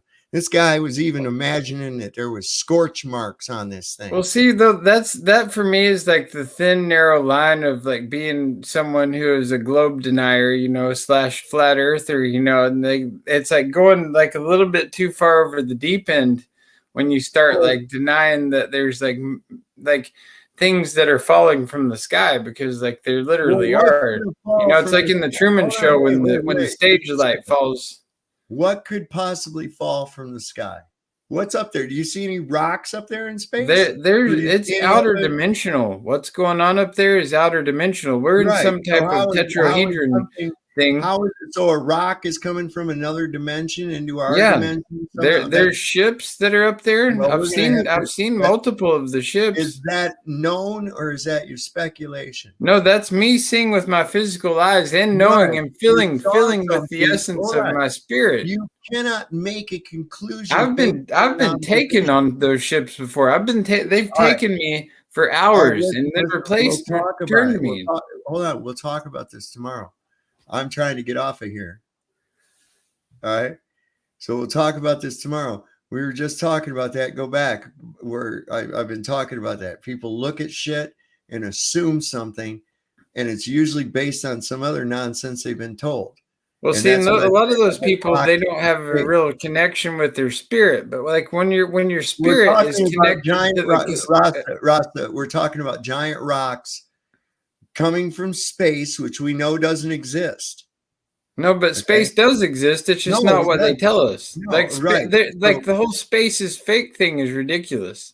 That's nonsense. Like there is stars. There's planetary bodies up there that each represent some type of energy spectrum. And when alignments happen, that causes certain things to happen within us. So what?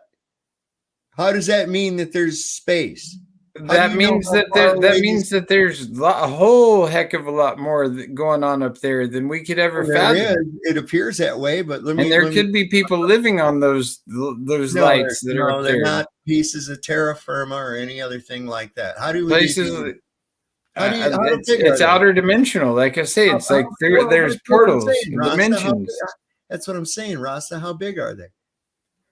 Well, I have a hard time even measuring things around my house without a tape measure. So I mean, so just take a guess. Jupiter, for instance, how far away is it?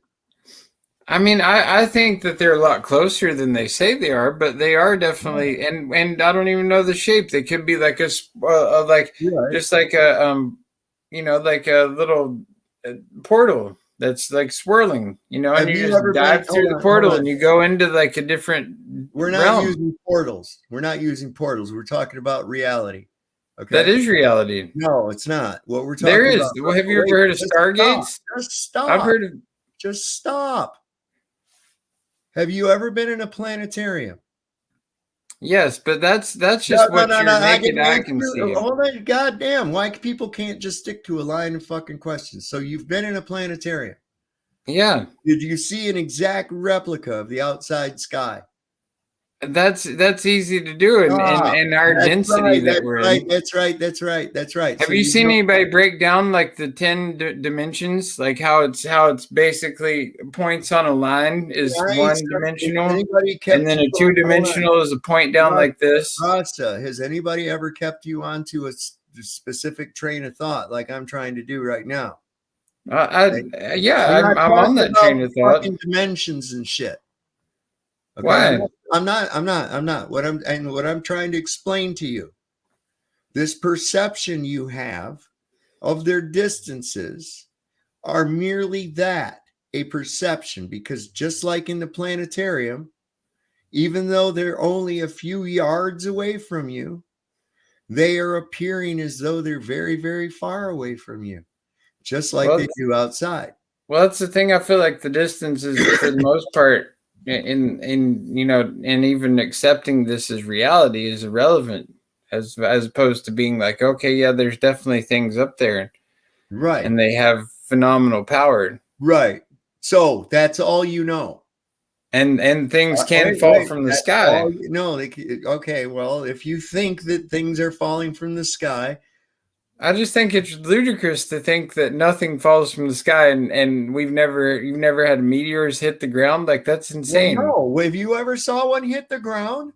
I've come pretty close. Yeah, I've definitely held some in my hand. You held a rock in your hand. That's not from here. How do you know that? Because you can feel its energy. Okay. Like moldavite? Have you held a pretty decent sized piece of moldavite? Rastabear was not from here. Hold on. Rastabear was able to feel the energy of a random rock that he thinks came from space and verify that it actually came from space. Yes, that is being connected with source. When you're connected with source, like you get these heightened senses like that, to where it's like you don't have to question it. Like you have to do very little research on it, because you just know within your heart of hearts. And like you can sit and debate it with people all you want, and like it doesn't matter, because like the truth is the truth, regardless of who wins the debate. The truth is the truth. Right. Nobody's debating anything. I think it's like, okay, I do believe that you held a rock and you felt that it was not of this world. However, that does not mean that it was not of this world, Rastabear. It does. No, how does it not? Does not mean that at all. It means that you had a perception inside of you for whatever reason. There's no real proof of that other than you saying, I feel like this rock came from space. And I'm saying you don't need to prove it, because like it's so obvious that like some things are just like obvious at all. Where are there rocks above us? Where are there rocks flying around? Have you ever seen flying rocks up in the sky? Yes, there are things up there that we cannot explain. Show me one. Well, I'm sure we can find. What about that one that one that happened in Russia quite a few years ago that blew out all the windows with the sonic boom? Yeah. Like so what was that? I have no idea what that was. Okay, it was something from up there that came down in a fireball. It was something that came across the sky. It was a fireball, and it exploded in the air. That's all. When this meteor crashed in California near Folsom Prison back in, I believe, 2013, me and my son drove all the way from Portland all the way down to Folsom, up there in the hills, and we went with metal detectors and everything, and there was like hundreds of people who were there because people were hunting for it because it crashed there. There was video footage of it. It was like the size of a bus. The fireball was like there was tons of footage of it. You can look up the video. Hold on, Rasta. Was there a great big crater? It didn't hit the ground. It blew up in the air. Right? I don't believe that they cause like these massive craters that like they say. Well, hold on a second. Unless there's a giant thing that's going to collide. What makes you think that a thing that came down and blew up before it hit the ground came from some place called space? What tells you because it's that I know it to be that there's outer worldly things that are not in our tiny little puddle that we're sitting in. This is just like a tiny little speck. Let me ask you something. So you would think that if something came down from the air and hit you and you didn't see it go up, but something came down and hit you, you're going to assume that it came from space? No, if I have all the information correct, and I know that it did. because Well, like no, you don't have. You don't know that it did. How do you know that it did? how do you know that it didn't? Because there's. I'm not going to glom on to saying, "Oh, this came from space." When But there's why? no, Why just because you don't? Because well, you know it's like a no, flat it's not and because of that at stationary. all. Why It's do you not like? because it, Why, Rasta, stop thinking like a fucking globy for a minute, for Christ's sake. You can't go. All right, I'm going to ask you a question. Right? Suppose you found out that you were adopted. Okay, right? But your parents had never told you that you were adopted. Okay, but you found out that you are adopted. And you tell somebody I was adopted and my parents have lied to me and told me that I'm their child. Oh, really? Well, who are your real parents? I don't know. Well, see, then that proves that those people are your parents. Do you see the flaw in your logic? No. You don't I really see don't the flaw because in like your logic. I've Is there associated any with other? Pleiadians Is there and any other? Lemurians and All right, people who are listen, settlers of the lost city of Atlantis, the is Atlanteans. Is there any other explanation possible? No. Why There's would you not. need? Why would you need to look for any other Wait a explanation? second. I mean, Why wouldn't you? Why would you automatically assume that a rock came from the sky when we never see any rocks in the fucking sky ever? What's a meteor shower then? I don't know, but it's not rocks from the And sky. how can they predict when they're going to come? Like, oh, we're Because having a they meteor happen shower with tonight. The because last they- one that we had was pretty Oh, epic. God. I sat Rasta, in my- Rasta, are you for real? How do they know when they're coming? Because they're on a fucking cycle, just like the eclipses are. It's not a prediction. It's something that happens. Okay, yeah, but you're saying they're not meteors? They're not like what? How do like, you what know are you what? saying that it Let is? me ask you something. Because they How- shoot across the sky. Some of them are Well, okay, fireballs, so and does a some of them just lightning bug. shoot across the fire. So does a lightning bug. It So has to be an object that lights on fire, right? Does Like it? there's something there. Is lightning an object? Is a sprite an object? It lights up in the sky. It moves. It travels. Is it an object? It is. A It lightning, a lightning bolt is a but to be physical that object. bright Wait, of a wait, light, wait, it has wait, to be wait, pretty wait, substantial in size, Wait, right? wait. You're trying to tell me that a lightning bolt is a physical object? No, I'm not saying. All a right. lightning Well, bolt. what the hell? You see it. Yeah, It comes but yeah, down from the sky. Hey, listen, is that lightning coming from space? It came out of the sky. lightning's a whole different thing. No, Like wait from a the second. ether. No, it's not. What is it? It's an energy force. Okay. So Electricity. how do you know that these things you see streak through the sky? Because they behave in a totally different manner than lightning. Well, I Like didn't lightning say, hold just on, wait a zaps. second. Hold on, really? I didn't say they were lightning. I said, how do you know that what you see is a rock coming in through the sky? When have you ever seen flying rocks? You can put two and two together. Like you have people that have seen the thing come through the sky, and then somebody finds something the very next day around that area where it hit, and then they show like it to the you, guy- like and the guy and that- they like- collect it. It's pretty like cut and clear. Like it's the there's guy not that- like any. like the guy It's that not like found the rock. dinosaurs or nuclear weapons or anything like that. There's no guy like that- trickery going on around it. Rasta Bear, you mean like the guy that found that rock in the hole that those guys dug and was on the news, and he was even talking about scorch marks that were on the rock that weren't even really No, there? some of them are fake. Yeah, they do put some fake stories out there. I'm not saying that they don't. They do with everything. They try and control the narrative. But like, what about the Kaaba stone? What's the Kaaba stone? Kaaba stone? What the fuck about it?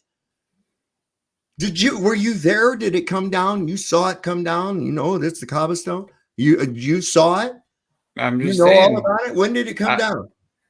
I think that it's like the central processing unit. Where did from it? I don't care what you circumboard think Earth, it was. honestly, but Where did it? Where that's did just you? what it Where is. did it come from? Where did it come from, Rasta Bear? It came from the outer worlds, How the do you outer know that? dimensions, Hold on, whatever, how do you- whatever's up there. How the fuck do you know that?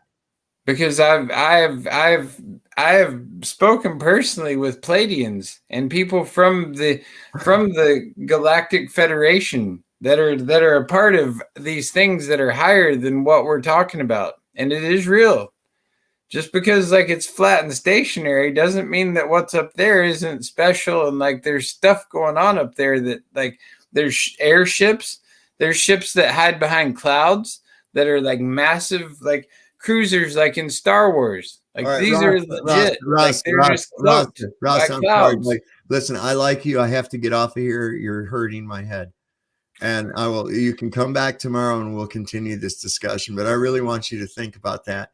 How you actually know any of this shit that you're saying, man. Because I meditate. Really? Rocks from space? Really? Yeah, and I hold rocks from space in my hand, and I Okay, meditate yeah, with them yeah. in my hand. You know where Meditation I is key. extracted this. I extracted this from a Venusian woman's vagina is where I got this marker from. You know how I know that? Because I can tell by the vibe. Come on, dude. Listen, That's we'll totally, talk about it. that's Come on back totally just tomorrow. like off All right, the come on wall back compared to tomorrow. what gonna I'm saying sign here. I'm signing this out. I'm gonna come on back tomorrow. We'll talk about it. Most people in the chat know it's true. They feel it. Okay, sure.